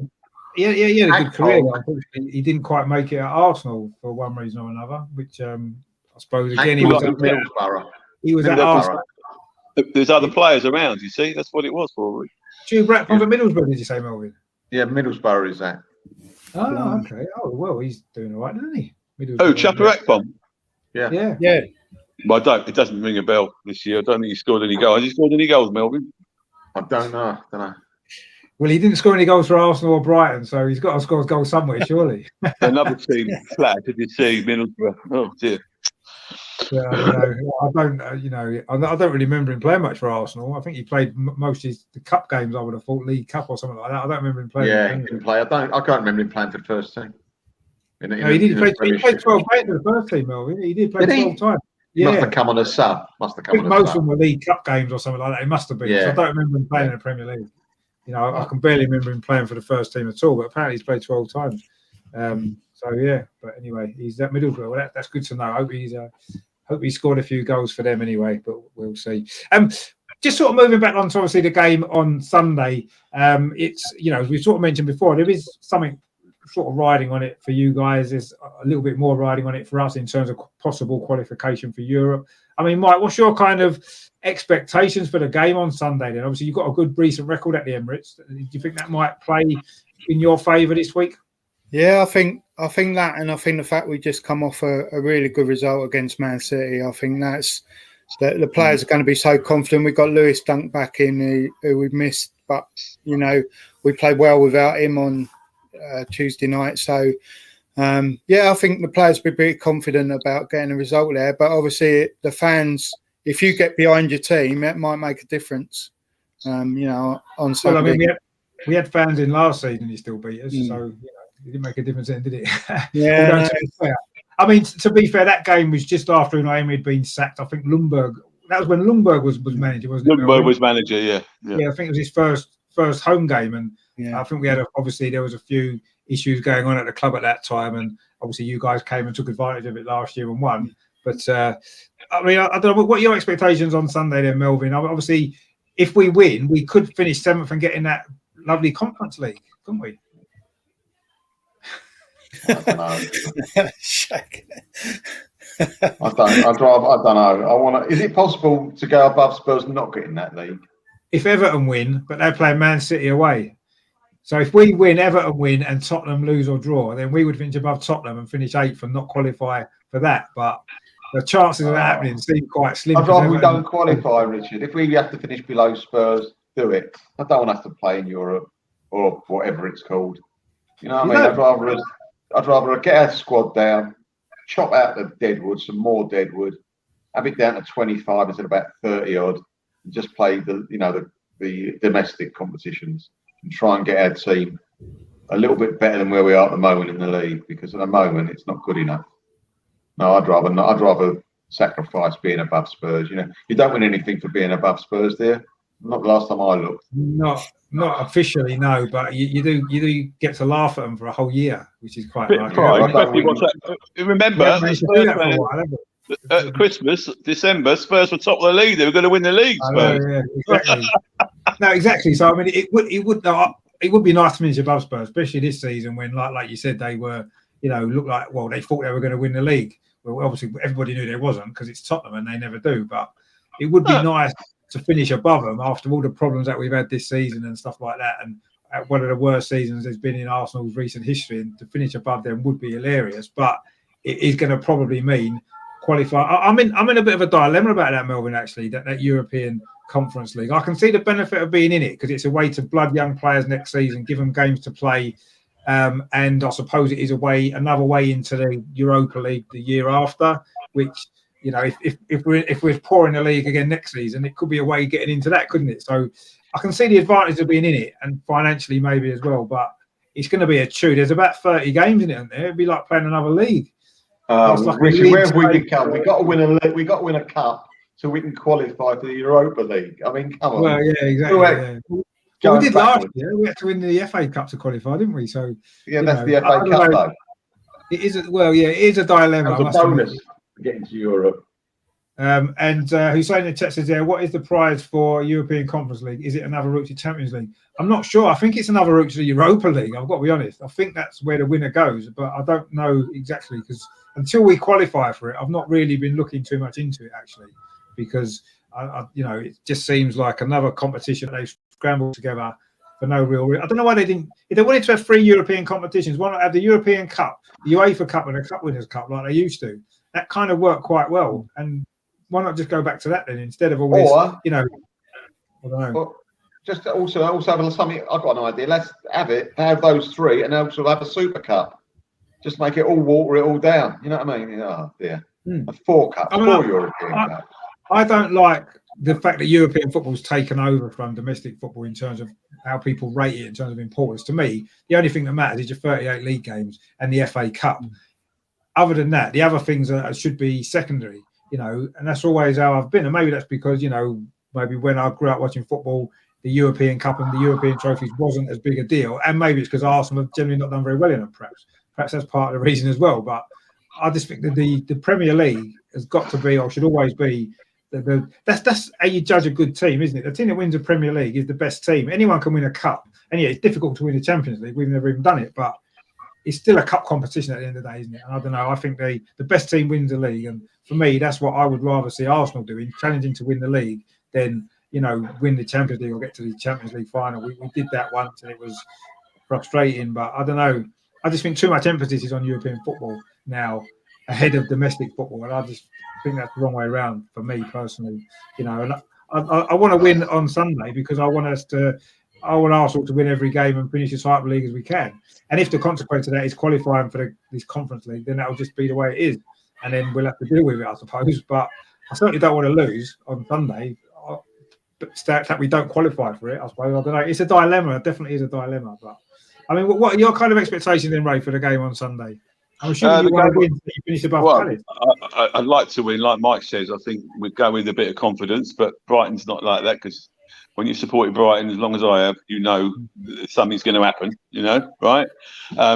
We go with a bit of confidence. We've got a lot riding on the game. Highest points total, could finish above our rivals, and I think it will be a good game. It will be a slick pitch again with the weather we've had, which will help us, I think. I think we just go there with no fear. as he said, Dunky's back. If Trossard played like he did the other night, I think we could cause a few problems in the defence, right? With McAllister and Trossard running at the defence. And my heart will say a 2-1 win, and my head's probably saying a 2 or 3-0 loss.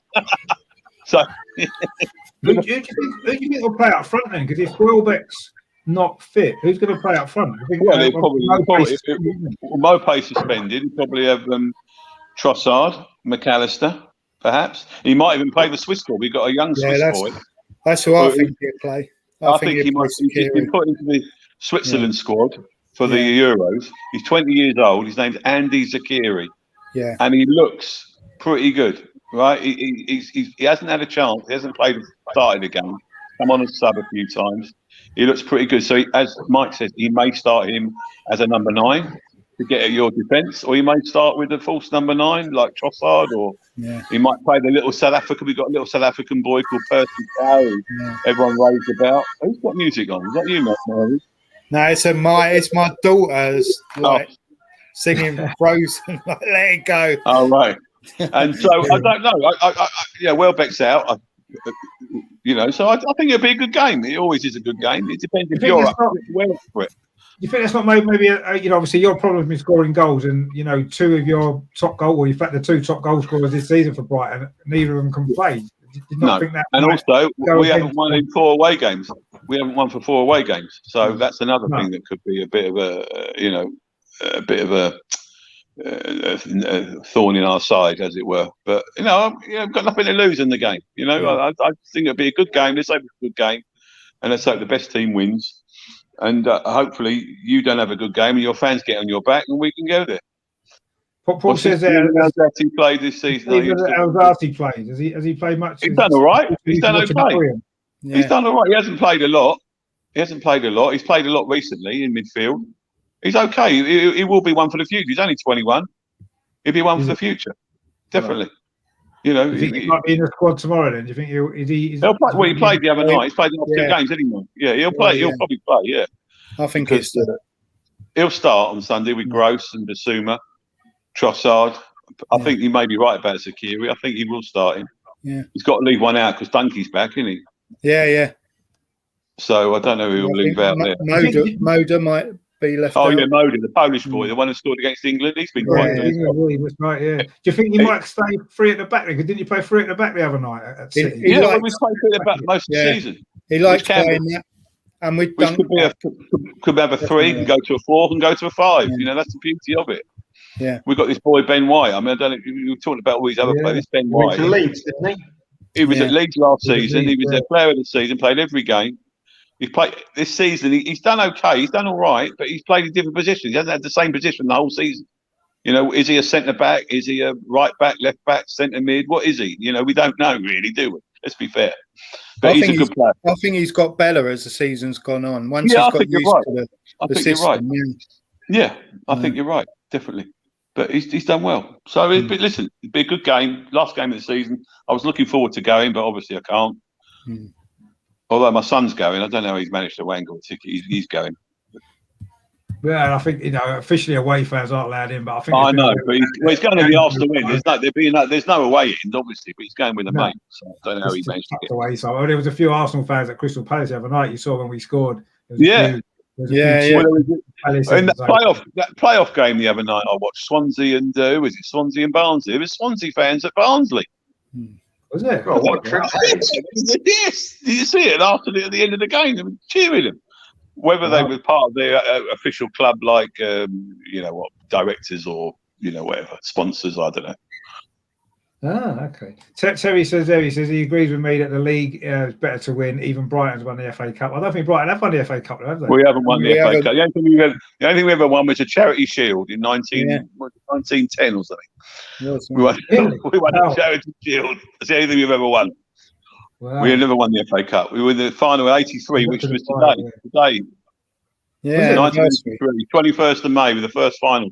Yeah. If you remember that game, that was a great game. That one of the great FA Cup finals. That wasn't it? The first. It was. Yeah. One of the greatest ever. Was that the one when Ray Wilkins scored that curl? Oh, don't rub it. I just remember that moment from that was a good goal. it was one of the great FA Cup finals I remember watching, like when I was younger. So yeah, fantastic. Hussein's there put a score prediction in. He says Arsenal 3, Brighton 1. Maybe we'll go through that. I mean, Mike, what's your score prediction then for Sunday? Are you confident? I think like my head says, well, my heart says again, like we'll win, but my head probably thinks a draw, like 1-1 draw or something like that. I'd like us to win. I'd like us to go out on a high and get a result, but it's going to be a difficult game. You're going for Europe. Arteta's got a lot to prove. So I think there's a lot riding on it, and that might be the edge that you lot need. But yeah, I'll go in edgy 2-1 to us. There you go. Two wins in a row at Arsenal. You never won previously away at Arsenal, so no. 2 in a row would be wouldn't it? But anyway, what do you think, Melvin? Do you think we are going to finish on a high and end the season with 5 league wins in a row, which would be a good run anyway? We normally don't do these records, do we? But I hope we do break the duck. Yeah, I'd like to see us. I'd like to hope we could win, say 2-0. 2-0. I think we'll win 2-0. What's that song you sing when you always the Arsenal fans 49 undefeated? What's that song? What's that song you sing? Well, that's not. Is that not a record, Melvin? Is that not a record? No, but we got but 50 would have been a nicer record, wouldn't it? 49. Is it my turn? My turn. Yeah, What do you think? Recently, I've been quite good with my predictions of our games because I'm quite. I thought we'd do crap. I thought we beat Leeds. I thought we'd do crap at Wolves because Wolves deserve. They've never beaten us in the Prem. Now they beat us, right? West Ham was always going to be a draw. So I'm going to go for a 1-1 draw. 1-1 draw. And I'll take that. I'll take that now. So Mike's gone for a 2-1 win. Melvin's gone for a 2-0 Arsenal. Well, I want to win, obviously. We've pretty much covered all bases, haven't we, actually? But I think it's going to be a very tight game, actually. I think, obviously, Graham Potter knows how to play against Arsenal. We've got a really good record against us, especially at the Emirates. And I just think maybe the fact that your 2 top goal scorers are unavailable to play, I think that might hinder you slightly, because say you haven't scored many goals anyway. And I just think that might maybe swing it slightly our favour, plus the crowd in the ground as well. So I think we might edge it maybe 2-1. But I think it's going to be a tight game. And I think any result is possible, isn't it? I think a draw or either team snatching it by 1 goal is possible, I think, with, the way things are. But I just think we're on a little bit of a roll at the minute. We got that result the other night, which we, maybe a little bit fortunate to get 2 goals at the very last minute. But, we're on a bit of a roll. And, I think we might just sneak it. But I think it's going to be a tight game. Terry says 3-1 as well.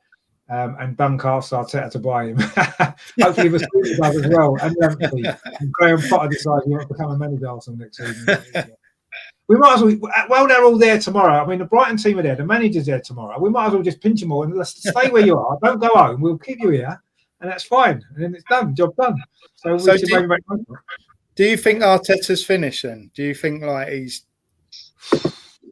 I think the problem is now, well, not the problem, but the issue now is we could potentially win our last 5 league games, right? It's a process. The process. Yeah, but the process is against the owners, not the manager. I mean, we could win our last 5 league games, right? If we win tomorrow, we could then finish above Tottenham and we could qualify for Europe. So technically, you could look at it and say he's almost got to the minimum requirement for the season, really, which isn't good enough. But if his minimum requirement was to ensure that we're in Europe next season, then if he achieves that, then I suppose they're not going to get rid of him, are they? Because they've got no reason to. We finished, we look apparently since Christmas, the last 23 games, we're actually second in the league on results. Yeah. And I know it's been a strange season. Everybody's been taking points off everybody else, and it's just been a weird season. And normally we probably wouldn't be with the points total that we've got. But I suppose people could look at it and say there's progress there. The results have improved. We're heading in the right direction. And although there's, we've had some poor results and got knocked out of Europe really badly, I can see that he's probably going to stay at the start of next season. I think he will stay. I think he'll still be there.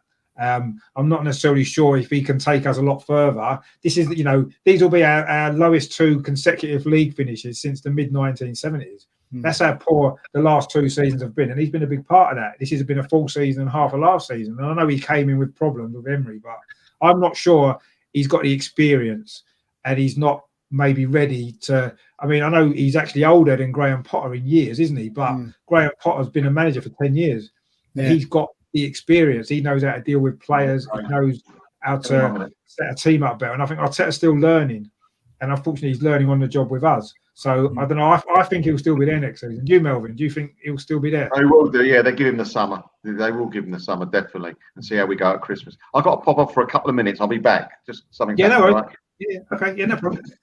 But no, I think he will stay.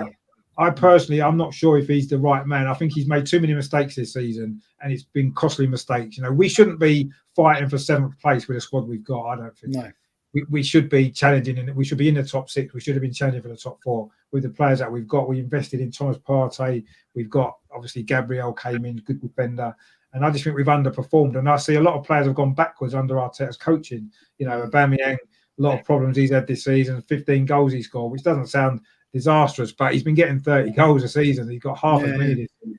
That's an issue with the tactics. He's not got the best out of him. He's not dealt with the issues off the pitch he's had very well, I don't think. You know, Martinelli's gone backwards under Arteta. He was flying when he first came to the club under Emery. He's gone backwards. You know, obviously the Guendouzi situation, obviously from the game when we played you, he's not played for us since. That was last season. You know, he's fell out with him. He's fell out with a few players, and I'm not sure. Yeah, but look, hold on, Richard. Look at Sacco. Don't you think Sacco's been a revelation this season or not?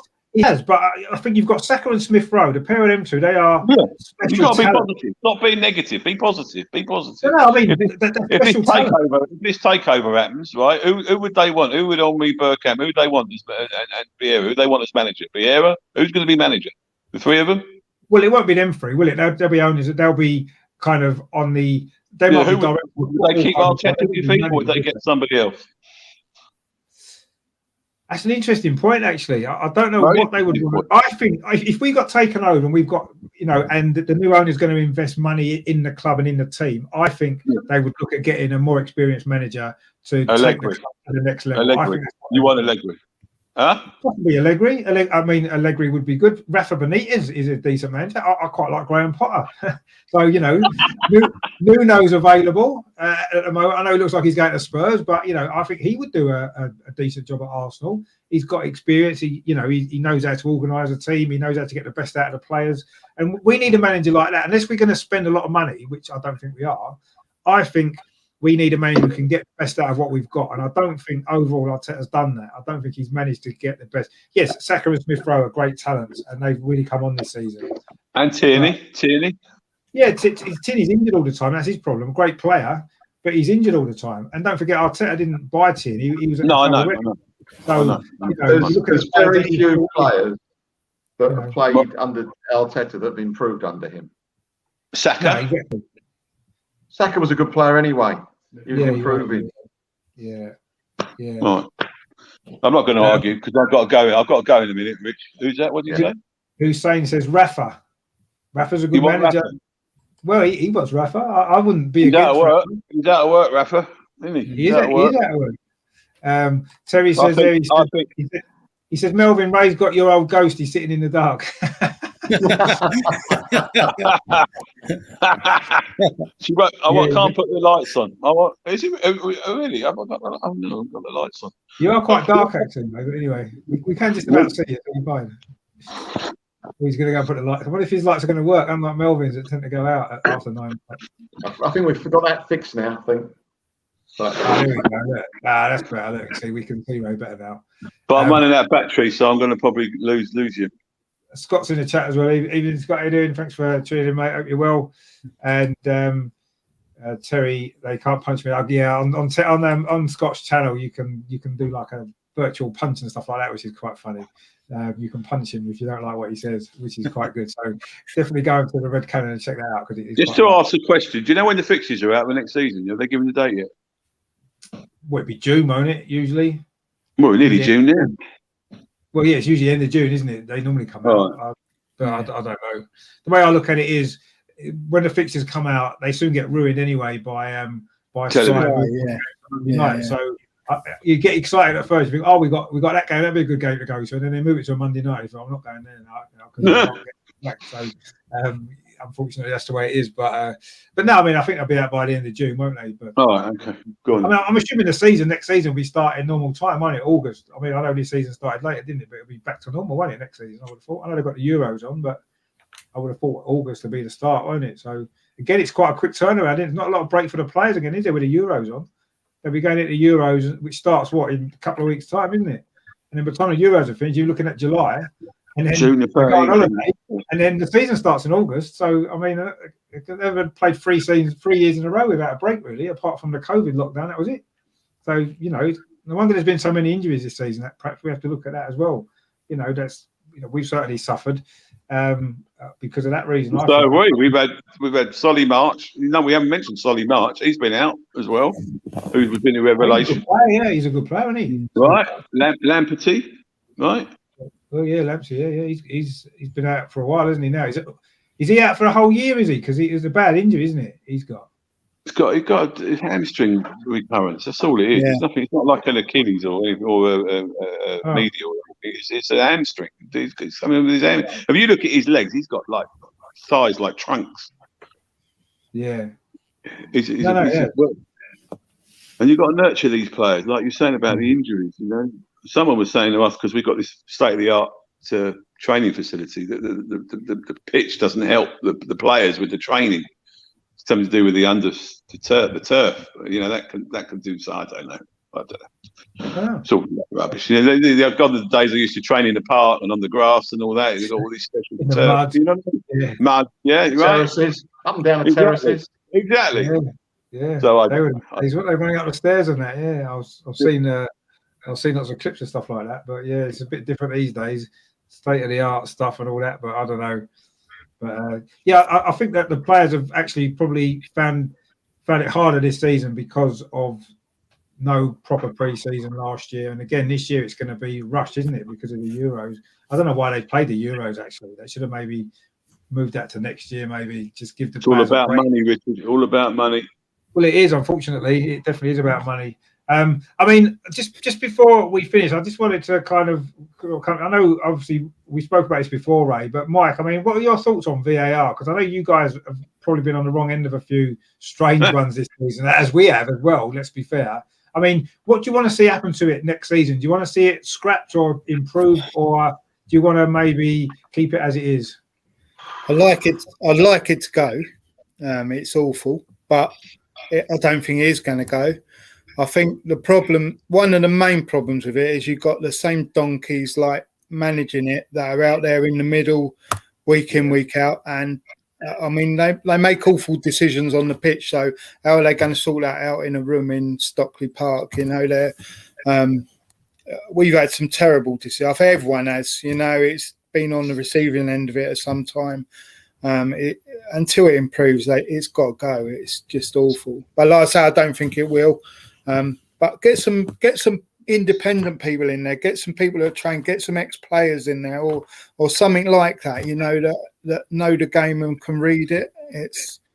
I think the problem with ex-players is they'll always be accused of bias, won't they? Yeah. Because they would have played for certain teams, so that do they favour that team? Do they disfavour the team, their rivals that they played against? I guess there's always going to be, even if they're not, they might be 100% straight, but there's always going to be that thrown at them, isn't there? If certain decisions go certain ways, I guess. And I think they can't be worse than what we've got, though, can they? Well, no, they can't. But I suppose, as much as you look at it, I suppose I personally feel some refs are biased, actually. But there's no way you can kind of prove that. Whereas if, say, for example, if a player who played for Brighton is refereeing that Crystal Palace game and gives 2 decisions against Palace, everyone's going to say, well, he's an ex-Brighton player. That's why he's done it.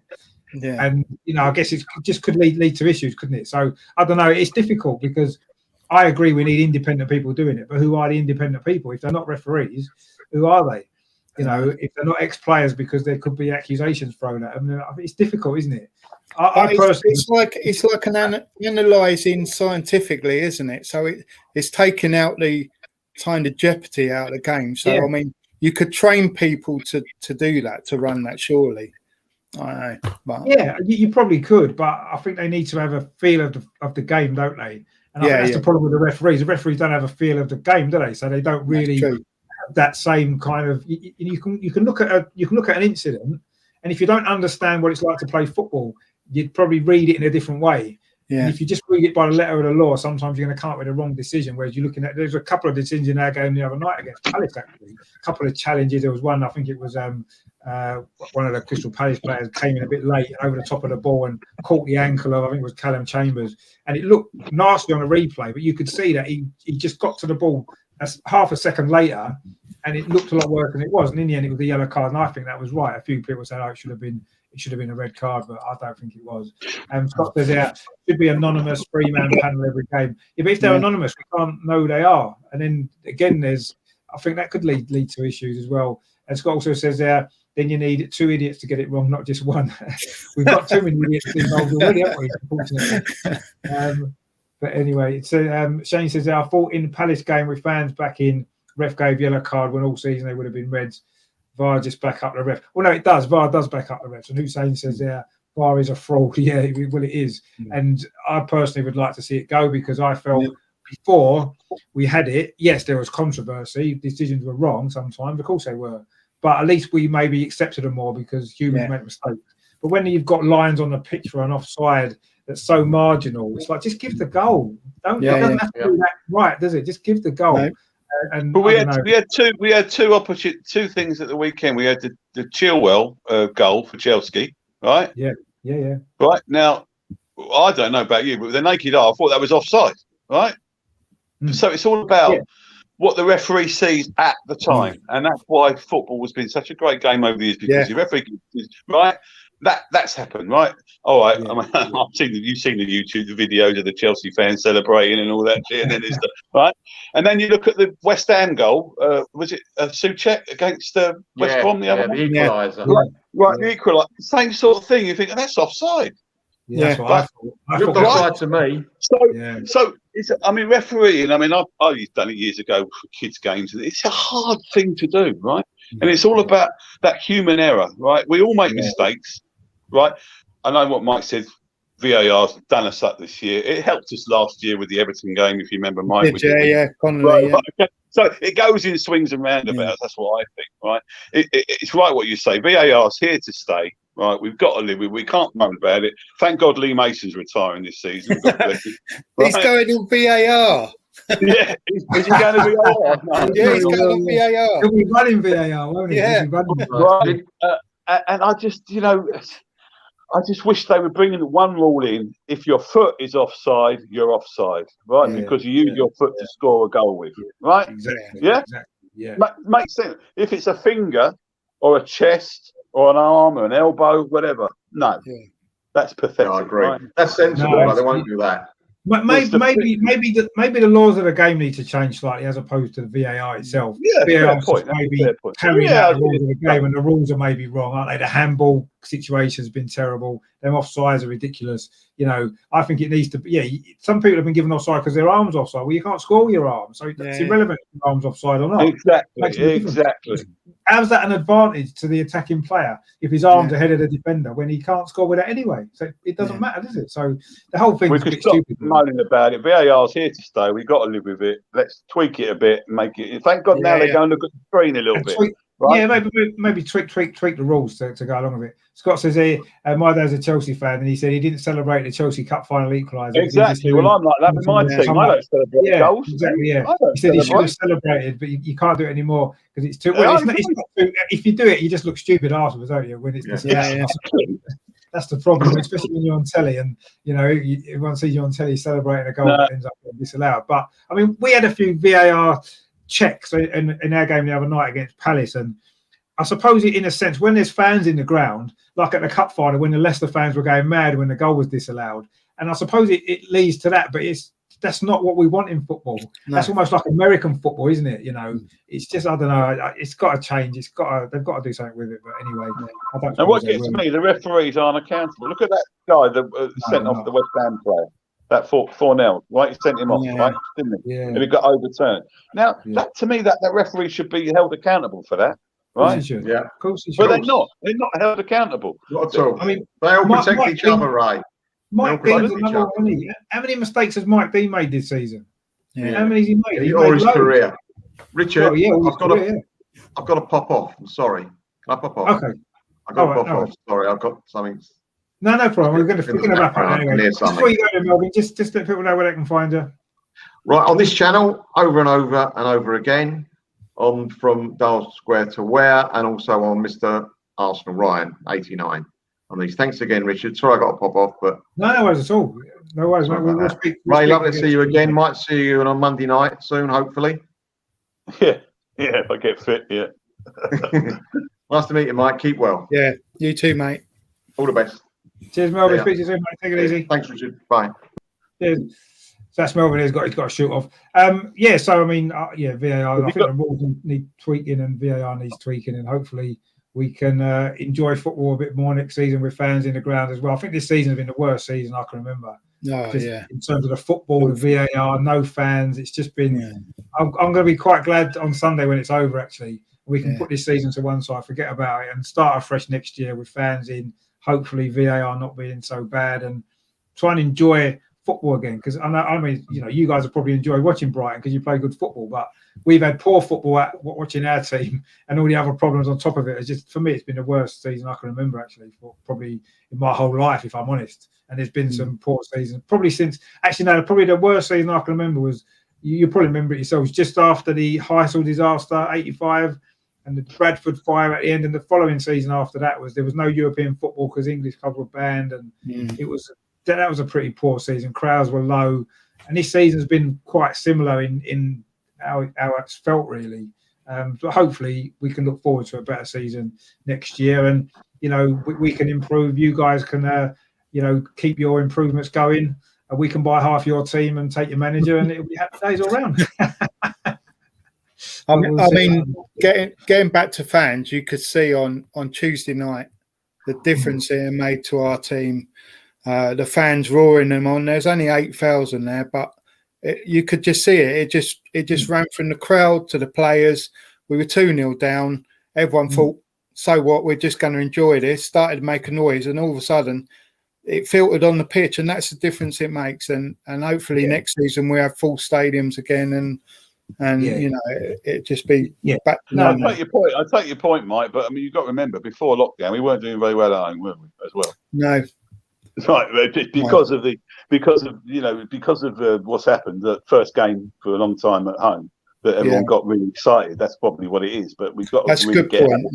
I'm just saying. I'm not deriding you. I'm just saying before lockdown we weren't very good at home. I mean, I went to some games. They were dire. Sheffield United, Southampton at home. They were awful games. Awful at home. So I think the crowds have helped, and I think it will help you on Sunday because you got 10,000 in there on Sunday, Mike. Yeah, 10,000, right? So those are 10,000 fans, right? And they'll be scattered around, and it will make a bit of a noise because it will. I mean, so I think it will help you. And but if it doesn't, if your team aren't playing well, they'll get on their backs. They will. Exactly. That's the other side of it, isn't it? That is the other side of it, really. And I think it would either be quiet or there'd be the booing, like Tottenham the other night. That was hilarious. That was watching that. That was funny watching that Tottenham the other night. It's hilarious. Yeah, it was. Yeah, I mean, your game the other night. Maybe you were 2-0 down, but you were playing Man City, so maybe there wasn't a pressure on you to win or not. So maybe like Mike said, the fans could just enjoy it. Whereas with Arsenal, if we go 1-0 down on Sunday against Brighton at home, it's not going to be the same atmosphere as Brighton going 2-0 down at home to Man City, is it? The atmosphere is going to be different, especially with the season that we've had. So, I think it could be a plus or minus depending on how the game goes, I guess. But let's hope. Depends what's happening at Leicester as well.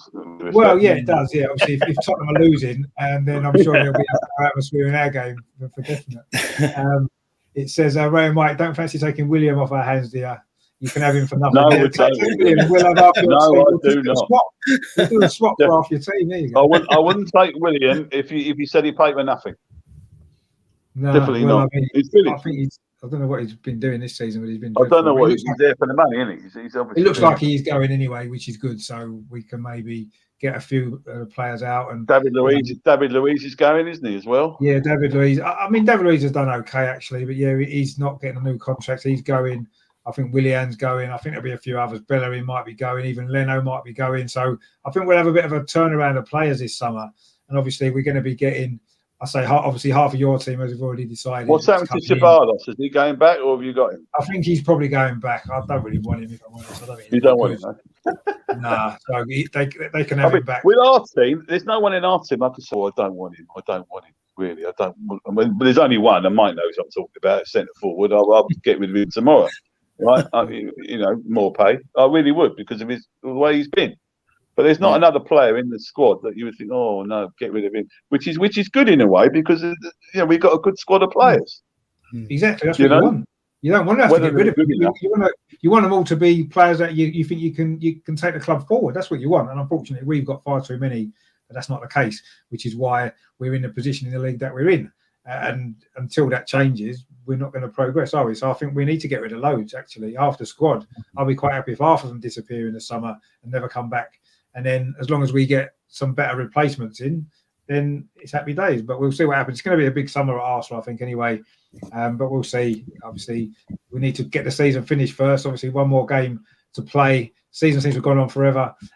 Russ in the chat there. He says, "Evening, chap. Evening, Russ. Thanks for tuning in." Thanks for joining us. Good night.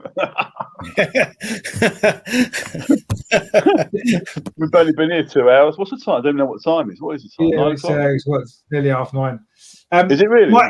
Yeah. Mike, just before we go, then, just where can people find you and what you do on social media?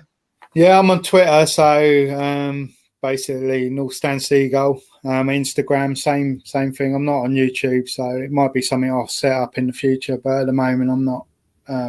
It's too much time. Got like family on my hands, so it's a bit busy. But yeah, no, on Twitter, please give me a follow. Like, all fans welcome. Like, a bit of banter and a bit of some good chat as well. Keep the phone, exactly. It's been an absolute pleasure having you on. And obviously, Ray, I know you've been on the channel before. Where can people find you, just in case they want to? Ray the Seagull, at Ray the Seagull on Twitter. I don't really do. What's Instagram? I don't even know what Instagram. Don't even do that. Don't do Instagram. And also on the Brighton one is Brighton Banter. You on Brighton Banter, Mike?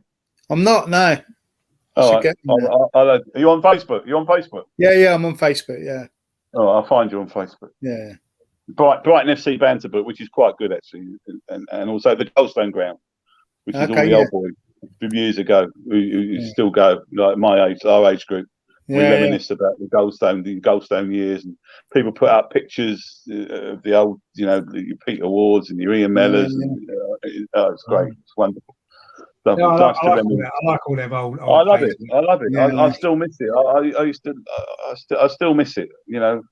I love the Amex, don't get me wrong, right? But between the Amex and the Goldstone, give me the Goldstone Ground any day. I mean, you would probably say the same with Highbury, wouldn't you? No, exactly, yeah. I mean, the Amex is a nice stadium. It's a lot more comfortable and stuff like that. But yeah, I'd rather be at Highbury. What we've moved on over the years, with in the clock end with no roof in the rain. I'd rather be standing there than in the Emirates. If you never had the joys of going with Dean, did you? Because you didn't. No, I didn't. No. I did go to the Goldstone Ground, I think once maybe when you beat us. I think that was enough. Well, that was an real old-fashioned football ground. Yeah, it was. It was quite.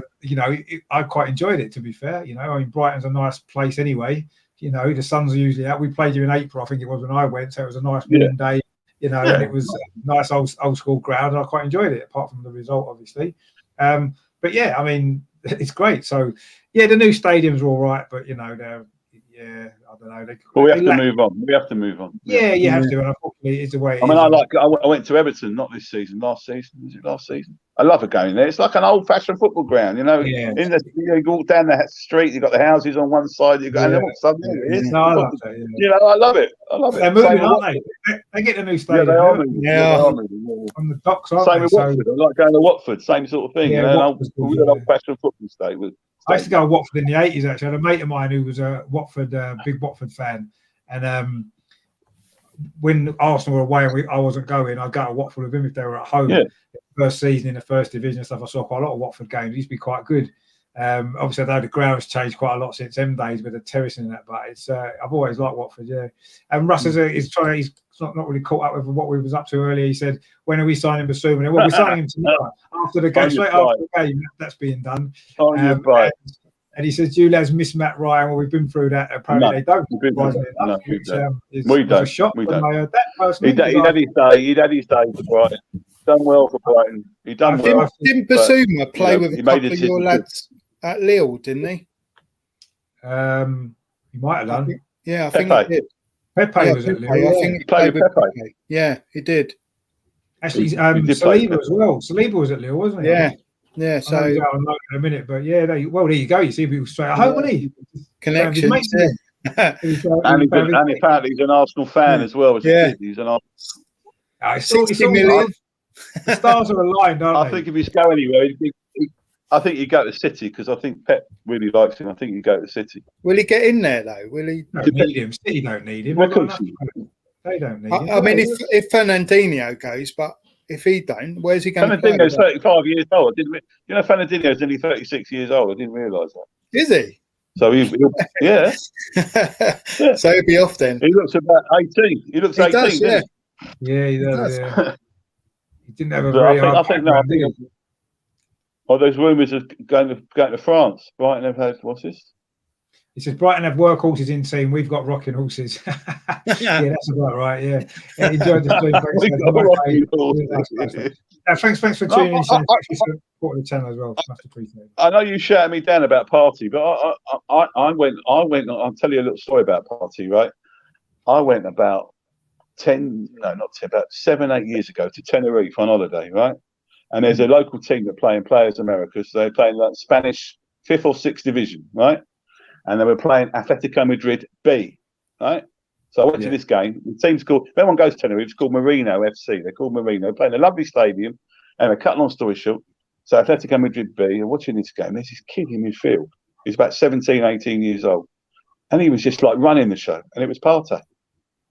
It was Party, and I thought this guy is fantastic. What a fantastic play! Like he outshone everybody else on the whole game, and I really rate him. I think he's a great player. But I'm not saying he's not a good player. He just hasn't really set it on fire at Arsenal yet. And is it because he hasn't settled in properly? Is it because the tactics and the players around him aren't getting the best out of him? I'm not sure. He had an injury. He had a nasty injury, didn't he? Yeah, he had an injury. Yeah, he's had a couple of injuries, and that probably doesn't help. So yeah, I don't know. Hopefully he'll be better next season. That's the hope, because we've invested a lot of money in him, and we want him to do well. And obviously he was a great player at Atletico, wasn't he? Brilliant player for them. So he was. He clearly is a good player. There's no doubt about that. I just want him to start, getting that form back.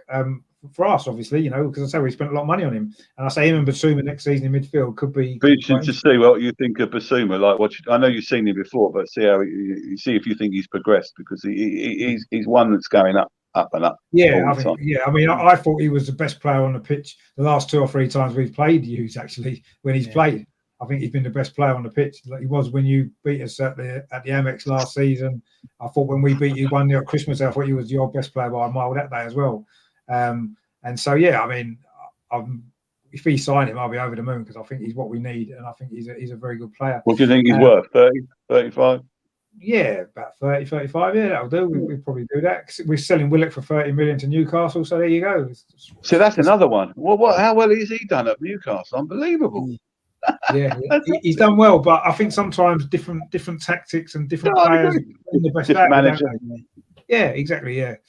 Terry in the chat, he says, great to meet you, Mike and Ray. Great show, Richard. Take care, everyone. Stay safe. No, exactly. Yeah, same to you, Terry. Thanks for tuning in. Thank you. Cheers. And Scott as well. He says, cheers, chaps. Have a good evening. Yeah, thanks for tuning in. Make sure you check out the Red Cannon as well. A little bit different stuff he does on there, with like interactions with the people watching as well, which is quite funny. So definitely check his channel out as well. He's got some good stuff going on. So thanks to everyone else in the chat as well, who's saying was him earlier as well, and Paul as well, a few other people, Shane and Terry and everybody. So thanks to you guys for watching. Obviously, thanks to Mike and to Ray for coming on, and Melvin, of course, a little bit early. I know he's had to shoot off. And I say thanks to all you guys for watching. Enjoy the game on Sunday, and we look forward to seeing half of your team back at Emirates in August in a red and white shirt. Looking forward to that. So that'll be good. But no, enjoy the game Sunday. Hopefully it'll be a good game, as you said, and we can enjoy it. He's gone. Ray's gone. It'll be a good game. I'm sure it will be. Brighton play entertaining football, so at least one team's going to play well, and hopefully the best team can win. And to say we can look forward to summer off the Premier League. I've had enough. I'm totally honest. I'll be glad when it is over Sunday. It'll be a relief you know, whatever the result, I'll still just feel relieved that it's over, and we can regroup for next season. And say the good news is, of course, we'll be playing you again as well, and there'll be fans in full stadiums hopefully, which we look forward to. So. Yeah, definitely. Well, thanks for coming on, Mike. It's been an absolute pleasure. Yeah, no, thanks, Richard. Cool. No, we'll keep in touch again, and you know, we'll get you back on again maybe next season when we play. Lovely, love to. Thanks. See it again. Yeah, no problem at all. Thanks for coming on. Thanks all you guys for watching. If you haven't done so, please subscribe to the channel. Please like the video as well if you haven't done so already. And I will see you guys for the watch along on Sunday, which is going to be really good. Hopefully you'll enjoy that. I'm going to try and get some fans on maybe at the stadium just to go over a few atmosphere, get a bit of atmosphere from the ground, you know, onto the show if I can do that. So stay tuned for that. But I will be doing a watch along as well on Sunday.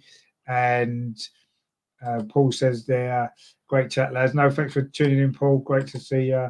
And Shane says, yep, see you on the next stream. Yeah, the next stream will be Sunday. Will be Sunday for the watch along. I'm not going into the game. I haven't got a ticket. It's a long way for me to go as well. It's like a 4-hour drive now to get to home games. I don't get to as many now as I would like to, but I will be getting to a few games obviously next season because I do miss it. So, but yeah, so stay tuned to the channel. Loads of good stuff coming up. We look forward to that. So thanks to Mike and to Ray and of course to Melvin for tonight's show. Thanks to all you guys for watching. I say make sure you like, subscribe to the channel as well if you haven't done so already. And I will see you guys for the watch along on Sunday. Of course, in the meantime, as always, come on, you Gunners, come on, finish this season, get a win, finish above Tottenham. Let's go.